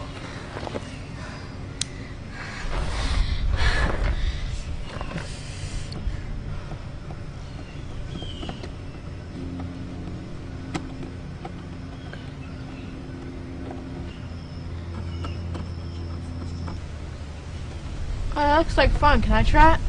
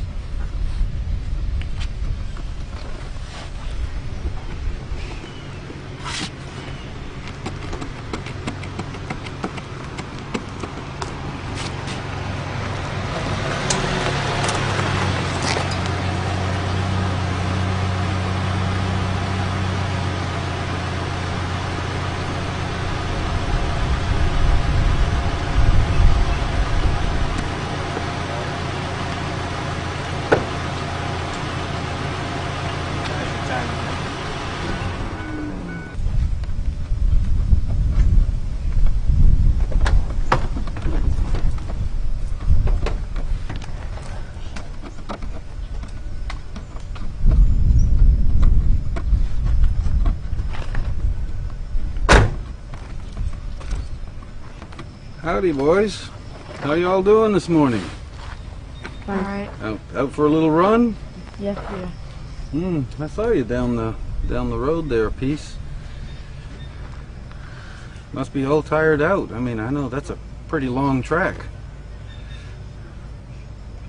Nice to have a comfortable place to sit down and rest up a little bit before your next leg. Yeah. Yeah.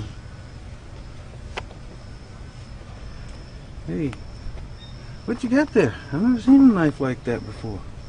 Oh, wow, man.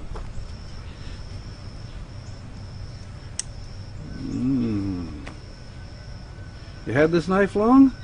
No, it's his. Oh, it's his. You had this knife long? No? How long have you had it? About 2 weeks. A couple of weeks? Oh. Mind if I hang on to it for a piece? You must be Jeff. No, that's not your name?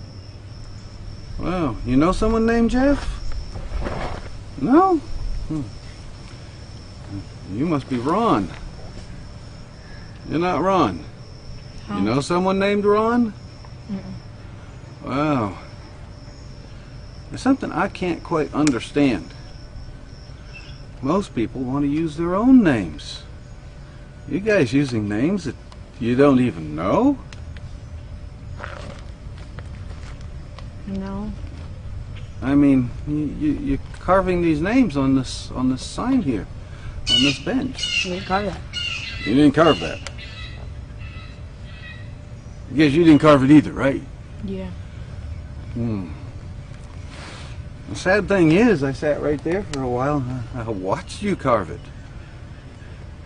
As a matter of fact, I'm watching the letters appear as you're carving away. Well, you did it.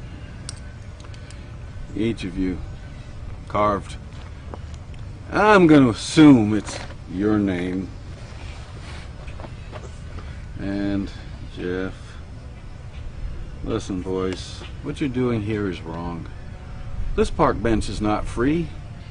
As a matter of fact, the city paid a healthy sum of money to put these out here so that people like you who go running around can have a place to rest. Now you're going to have to be held accountable for what you've done here. You know, destruction of park property, destruction of city property. I'm going to need your parents' names and phone numbers so that I can fill out this citation here. I am not giving nothing, especially my parents' phone number or address. Right, it's making I don't this care, worse. shut up. You can't have giving this guy anything, you must be stupid. Headquarters? Yeah, I need backup over here at, this is Agent 613, I need backup over here at bench number 144.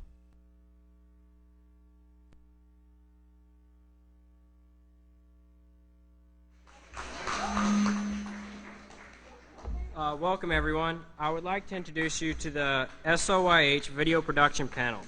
For this production I was the director, Banav Vance was the audio director, Shimon was the assistant director, Barith, and John were the actors. I hope you pay attention so that you can answer these questions.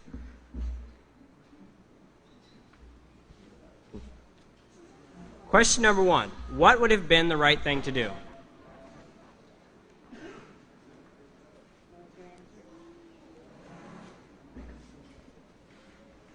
Right there?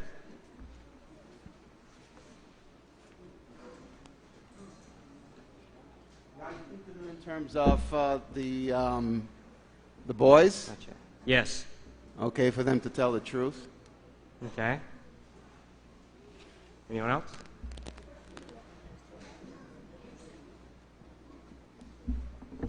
Okay, back there.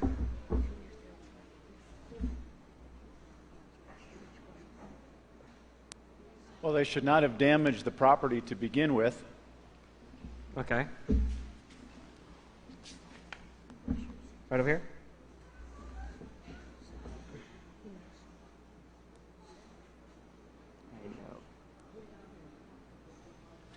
The proper thing for them to do would be to actually admit what they had done wrong and apologize for their actions.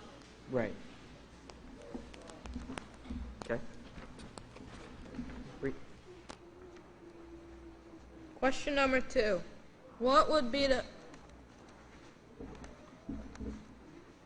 Question number 2. What could some consequences be, and what could it lead to later in life? Yes, in the green shirt.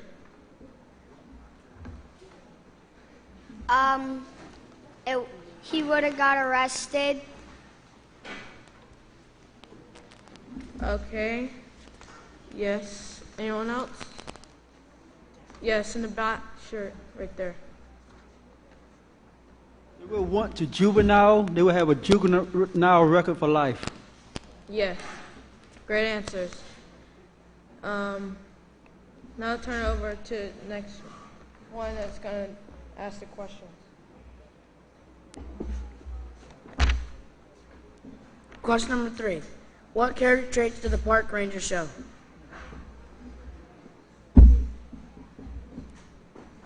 Anyone? Up here? Daniel?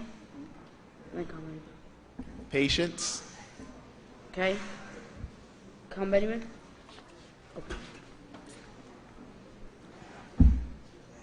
He actually asked questions. He got educated. He got the information he needed to make a right decision. In the blue shirt right there. He was trying to help. In the green shirt. First they were destroying the property that was made by the city.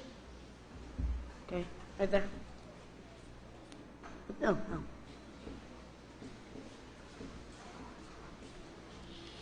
He showed himself calm, friendly, and concerned. Yeah.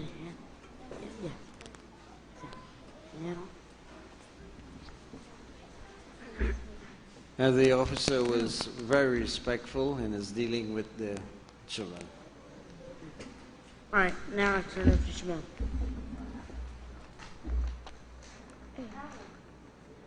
Hey.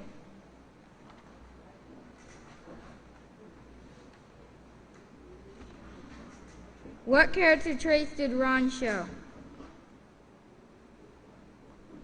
The white and blue shirt right there in the front. No?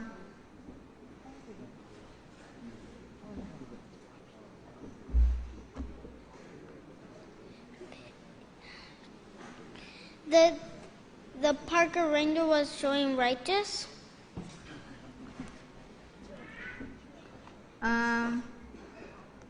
In the third row. Third.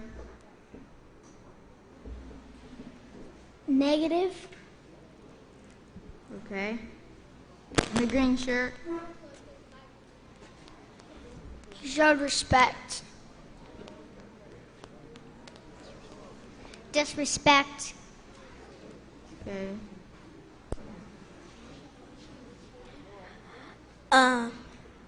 Disrespect.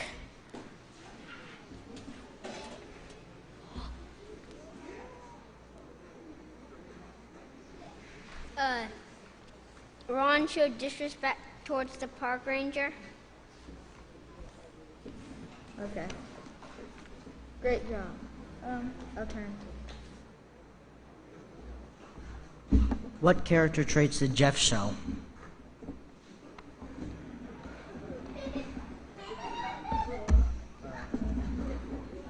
Right here, purple shirt.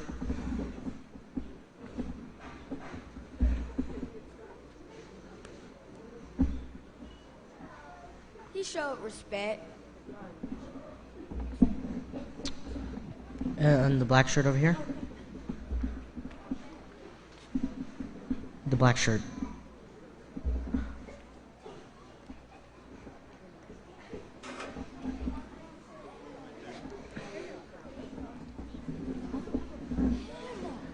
In the black shirt right there.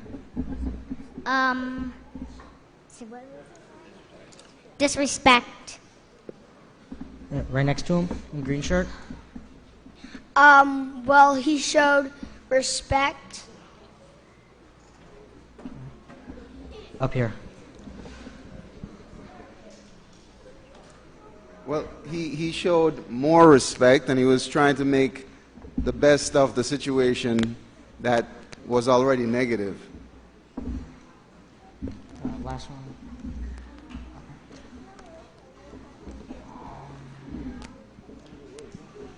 All right, I'll turn it over to John Bragg.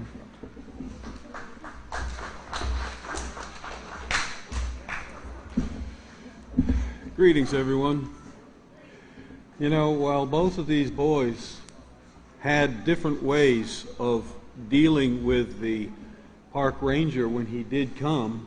The one was utterly defiant and the other one tried to calm things down. There was one thing that both of them did have in common. They both didn't seem to have any problem with defacing park property to begin with. They both started carving their names onto the park bench. So my question is, what could they have been taught before any of this transpired that would have actually stopped this from occurring to begin with? How about in a blue shirt right over here? Well, what Barik could have did was he could have showed respect, and he could have not standed up and said all those bad words. Okay, he could have showed respect and not stood up against the park ranger in the blue plaid. If that being obedient, if he did be obedient, that'd be great. Say again? If he did be obedient, that'd be great. If he had been obedient, okay. We got another blue plaid over here. He could have been taught, do not steal. Could have been taught, do not steal. So this is something that he could have been taught before this all started, right? Okay. How about the gentleman over here?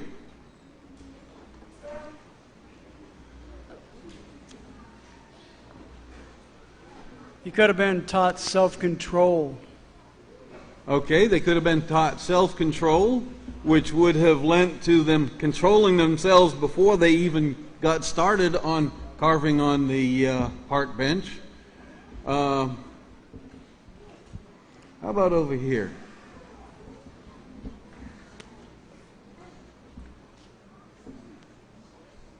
They could have been taught honesty. They could have been taught honesty. Okay, that's a great one. Oh, you don't have to walk very far.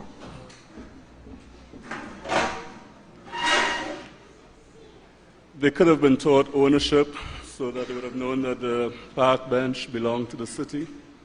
Okay, they could have been taught ownership so that they would know that the park bench didn't belong to them, it belonged to the city. I think you had your hand up? No, behind you.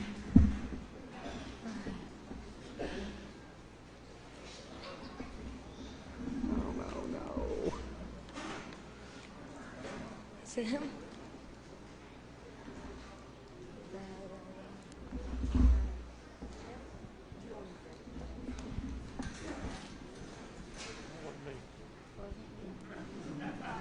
You didn't have your hand up? Oh, I thought I saw your hand up. Oh, we got another hand way down here. I don't know, just pick one. It could have been taught self-respect, showing how to care for themselves so they could learn how to care for their other things besides themselves. Okay, could have been taught respect for other things beside himself.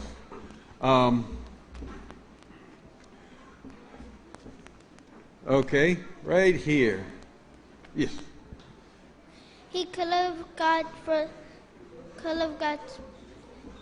taught to not be carving the city's property. Okay, he could have been taught not to carve on city property. How about over here on this side?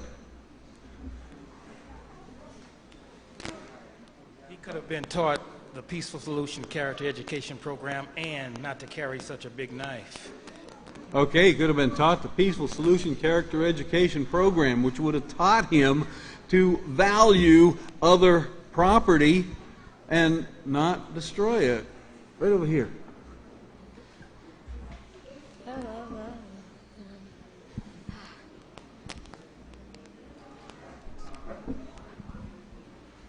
They could have thought about their choices before they made them. Okay, they could have thought about their choices before they made them and the consequences of those choices. Listen, I see we still have a lot of interest and we'd like to give a lot of answers, but we are running kind of short on time. I'd like to thank you all for your answers. They were an excellent, excellent group of answers to this question.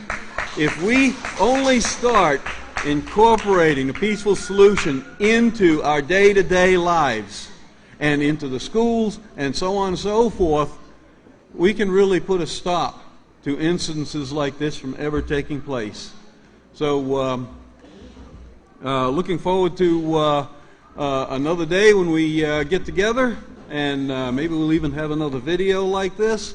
Hope to see you all back here real soon.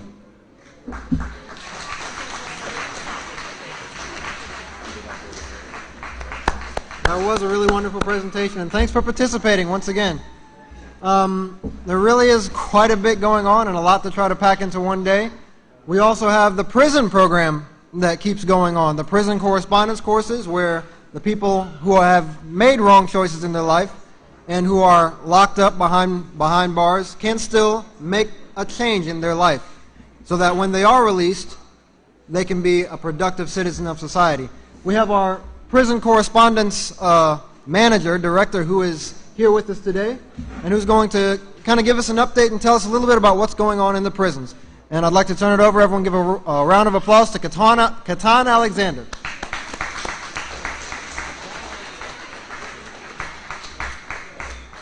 Thank you, Chairperson.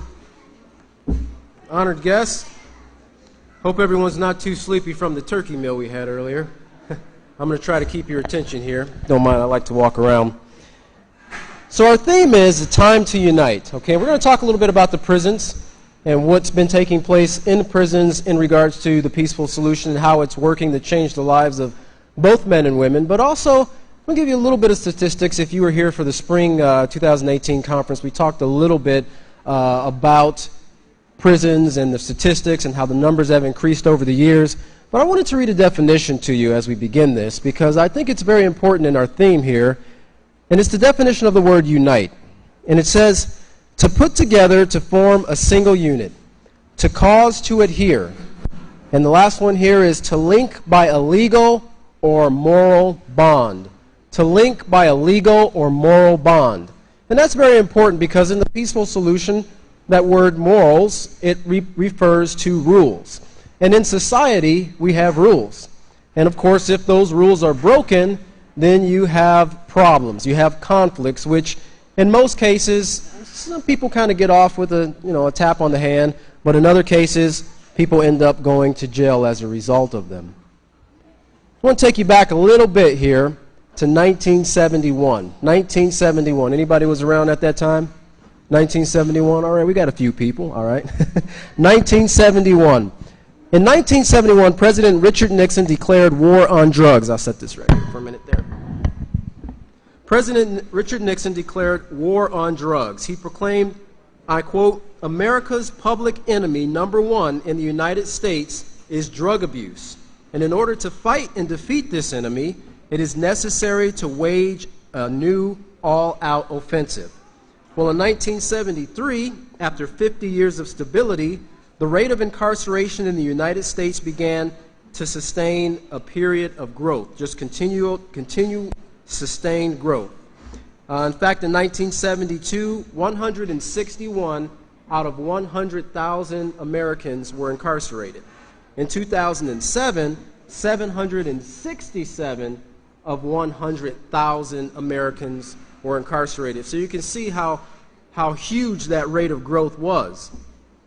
In 1974, just about 3 years later, the U.S. population in both state and federal prisons numbered 229,721. That was both men and women in federal and state prisons.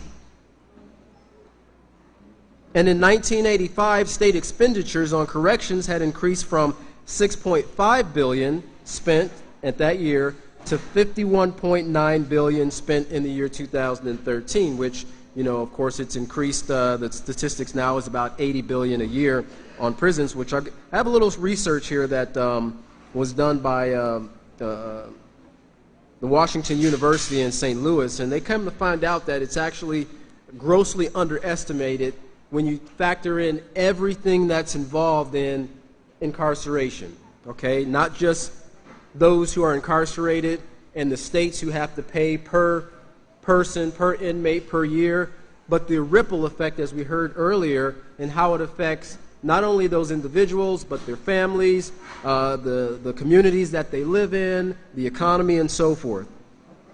And in 2018, the U.S. prison population in both state and federal prisons number, as we heard Chris mention earlier, 2.23 million people, both men and women. Now, I won't bore you with all the numbers, but, privately owned prisons have increased over the years.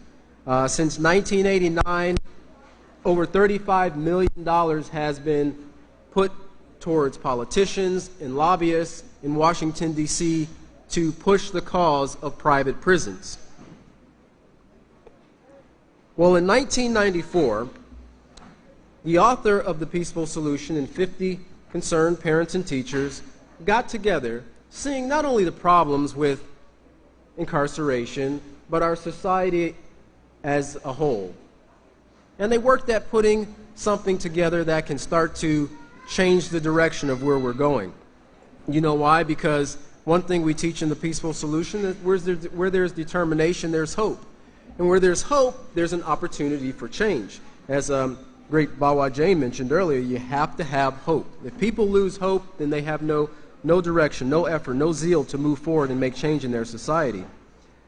I want to read you an article from this Washington University study here, and it was done from 2016. It says, a new study examining the economic toll of mass incarceration in the United States concludes that the full cost exceeds $1 trillion. $1 trillion is the full cost of incarceration. Now, the operating cost for jails and prisons and detention centers is about $80 billion a year. That's what it costs the government. But to kind of make a long story short, it says the children of incarceration, incarcerated people pay an enormous cost. They are 5 times more likely to go to prison than their peers.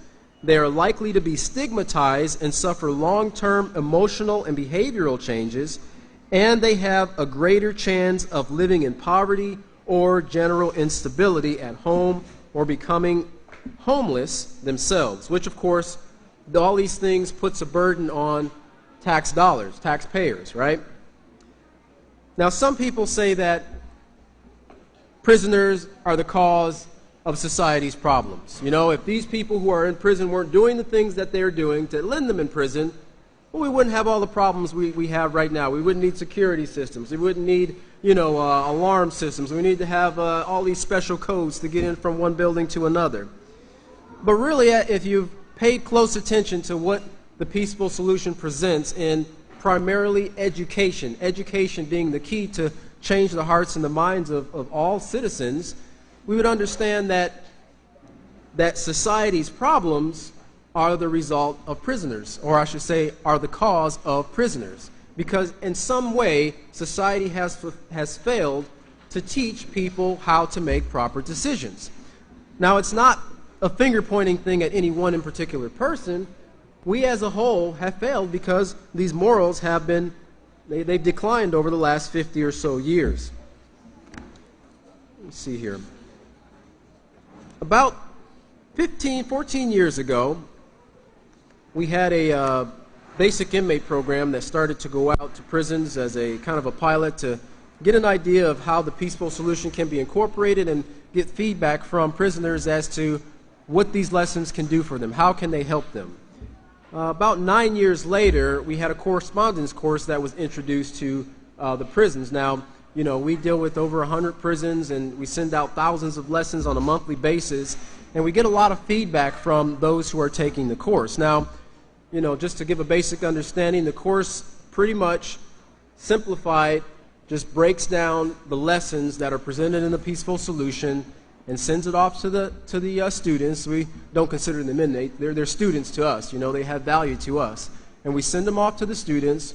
They read the lessons. They complete the lessons. They answer questions, and they turn those things back in. At the end of the course, they have pretty much the entire curricula of the Peaceful Solution. And as Chris said, in war, in prisons, you know, there's money making to be involved, but this peaceful solution character education program and bringing solutions of change into our society, we're not making one penny.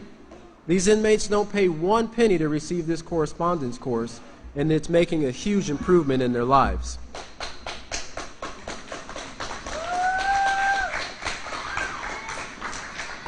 In fact, if I'm not mistaken, I know that there's some new people that are here at this conference. I believe it's their first conference, who recently have been paroled out and released from prison.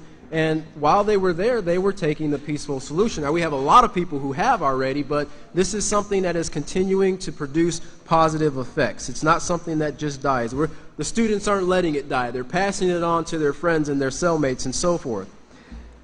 I want to read you some testimonials of some students who have written the peaceful solution after taking the course from an extended period of time, and some of them just from a few lessons. Here's one note or letter from a student. It says, "Dear team of the Peaceful Solution Character Education Program, I'd like to thank you for all the wonderful work. If I had had this Peaceful Solution Character Education 13 years ago, excuse me, I suppose that I would never have been in this place," referring to prison. "I'm learning so much that now I can make positive choices that will aid me in my transition back to society." Well, just to let you know I wanted to let you know how these lessons benefited me. All right, that's one there. And here's another one here. This has been a student since 2015, and he said, "I am writing to say thank you for offering me this knowledge and understanding that I receive from these studies. It has calmed me down within myself very much. The anger I had has subsided a lot. Thank you." And of course, in the Peaceful Solution in the Character Unit, we have 2 chapters that are devoted towards controlling your emotions and controlling anger. And a lot of people who are in prison, they have made choices based on emotions, and as a result, it's landed them in jails and prison and incarceration. And lastly here's a letter from a student in California, Lancaster, California. He says, "The acceptance unit taught me a lot and reinforced many of the positive moral beliefs that I've learned through my life's journey. I really appreciate the teachings in this unit because it showed me how my negative character I once had was destructive to myself, others, and community." Okay, so he's not pointing the fingers, but he's showing that how his choices landed him where he is, but the fact that he didn't have the education beforehand. He says, "Identifying such defects helped me to correct these errors in my life, to do better, and to be a better person. Learning how to accept me for who I am and not be overly concerned with trying to conform or please other people. Also, to accept individuals for who they are. I can focus on being steadfast in my positive character." He says, "Many people will benefit from these lessons because they are practical to life. In other words, they're easy to practice in everyday life. Learning how to develop a healthy relationship with others builds relationships through positive interactions and proper communication, whereas we can live peacefully amongst each other. This uplifts society as a whole." And lastly, he says, "People incarcerated will greatly benefit from these teachings too. What I've learned from many years of incarceration is that there are a lot of followers in a sea of negativity. Being a pillar of change and positive growth, others begin to see something outside the abnormal behavior and begin to have the courage to follow in the path or try something different. Seeing that it is okay to be positive and yourself, thus changing the world. Positive character and moral values are the qualities that society is lacking. The Peaceful Solution Character Education Program encourages just that. I'm going to continue to incorporate these lessons in my life." And that's just a few of the testimonials from some of the prisoners, the students who are incarcerated, who are following the Peaceful Solution Character Education Program. And it's just evidence to show that it's never too late to make a change. In any state you are in your life, wherever you are economically, wherever you are education-wise, even morally, you can start to turn your life around. As we teach in the Peaceful Solution, the journey of 1,000 miles starts with one step. The first step, I want to read you something in closing from the Building Moral Excellence Advanced Unit here in Chapter 5 on page 202. And it's under the title, Changing Our Society and Our World. Changing Our Society and Our World. And it reads, society is the collective beliefs, action, and character of every individual.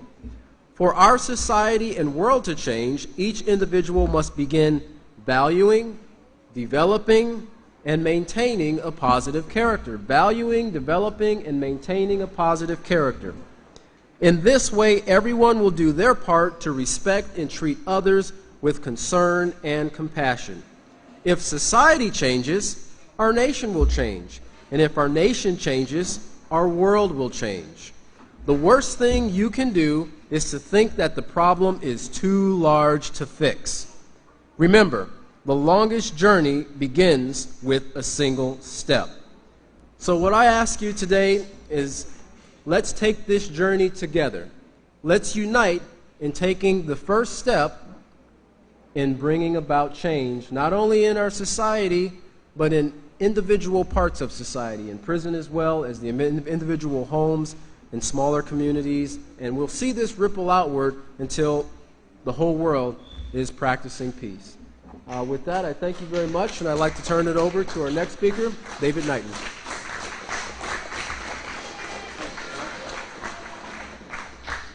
Thank you, Katan.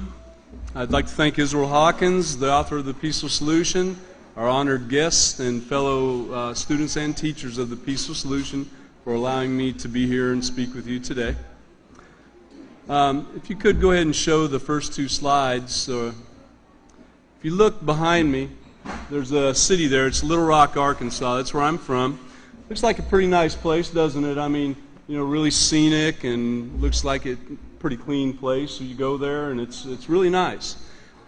Who would have ever thought what I'm fixing to tell you would be the truth about this place? You know, I always thought it was a relatively safe place to live. I kind of was in my own world, I guess, and oblivious to some of the things going on. Could you go ahead and show the next slide? What I found out along the way about Little Rock, Arkansas, and I'll tell you the story of how I found out, but what I found out was that it is actually one of the top 10 in most dangerous cities to live in the United States, you know, per capita. Now, this is a city of about 200,000 people, approximately.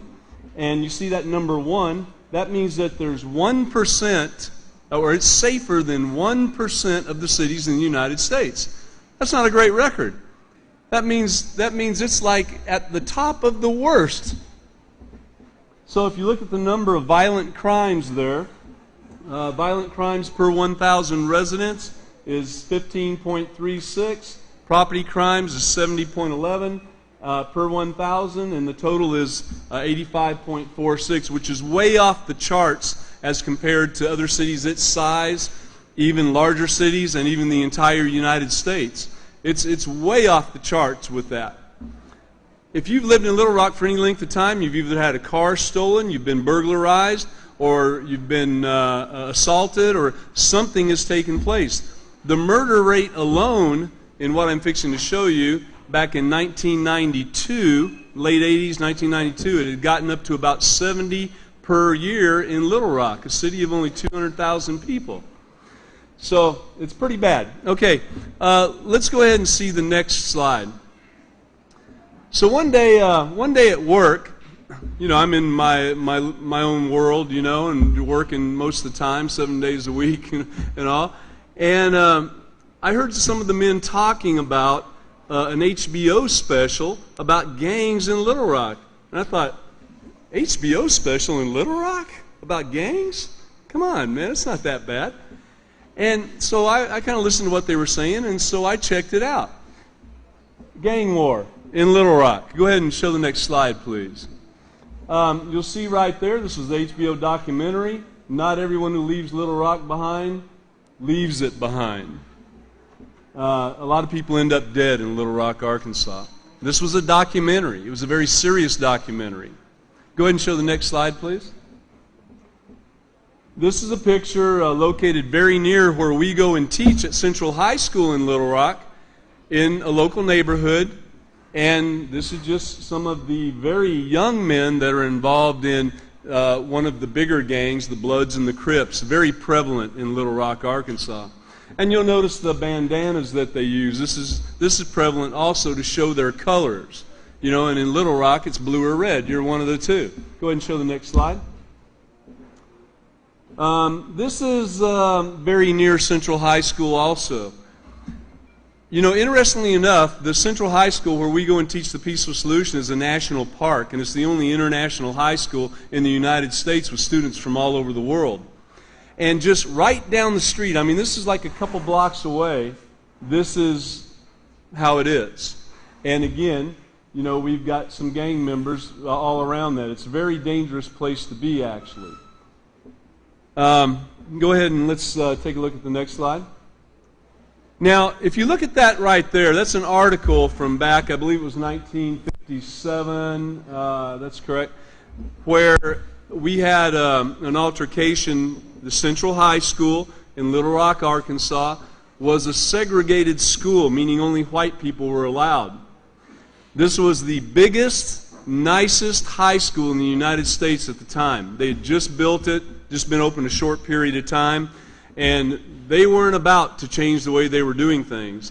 In fact, the governor, Orville Faubus, called out the National Guard to block the black students from going into this school.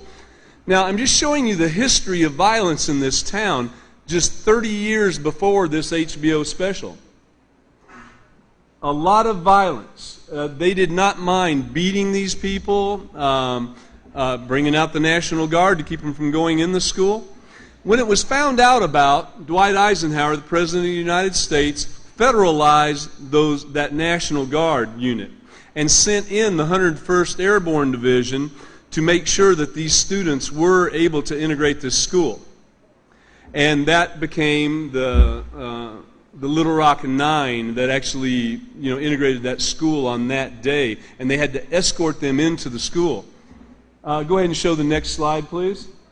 Now, the mob violence that took place for a period of about a week or two there at Central High was unbelievable. I mean, they had to close the streets. There were people all over the place, thousands and thousands of people. Show the next slide, please. This is them being escorted into the school. You can't see near the amount of troops that was there. They lined the streets, blocking traffic and keeping the mob back. There were so many troops there. And so this just shows some of the violence that this town had before the 80s when this documentary came out, and before now when it's reached such a horrible statistic as being in the top 10 most dangerous cities to live in the United States. So they're looking for a way to deal with this. You know, people understand, 50 years later we had the presidents that were in office at that time to come and give speeches. And actually, I think there were at least two former presidents there also. But there was a large, long list of dignitaries, and everybody was committed to bringing peace and never letting this occur again. And shortly after that, the Peaceful Solution Character Education Program actually got to go into this school on a daily basis and teach respect. And it was well liked, in fact, so much so that we were invited to a special event they have every year, and we've gone every year since then with everyone from Abilene, the whole missionary team going and the Peaceful Solution Group and teaching there at this school. Now, go ahead and show the next slide, please. So this shows where they are crying out for peace, never, not wanting this violence. Next slide, please. And this is in front of Central High, a recent demonstration, complaining about the violence and the murders that are taking place, saying, no more, no more. But all the mobs, all the demonstrations, all of this is not going to make the difference. The only difference that's going to be made is when the Peaceful Solution Character Education Program, when morality, when character is taught on a daily basis in every school in the United States and in this world. That's when the difference is going to come. So it's our job to get this message out to them so their suffering can end. And that's what we're here to do, and that's why all of you are here today, and we thank you for being here. And with that, what I'd like to do is turn it back over to the chairman.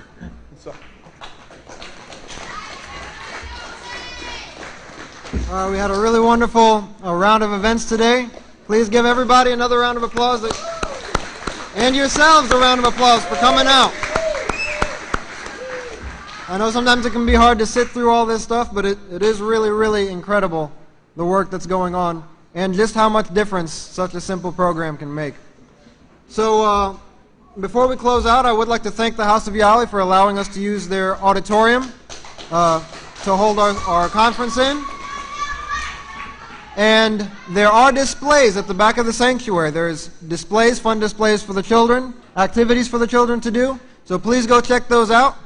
And also on another topic, there is a film tonight at 5:30 for all those who would like to come and stay. So please come and enjoy the film. So until then, go check out the displays, and you're dismissed at 5. Have a wonderful day, everybody.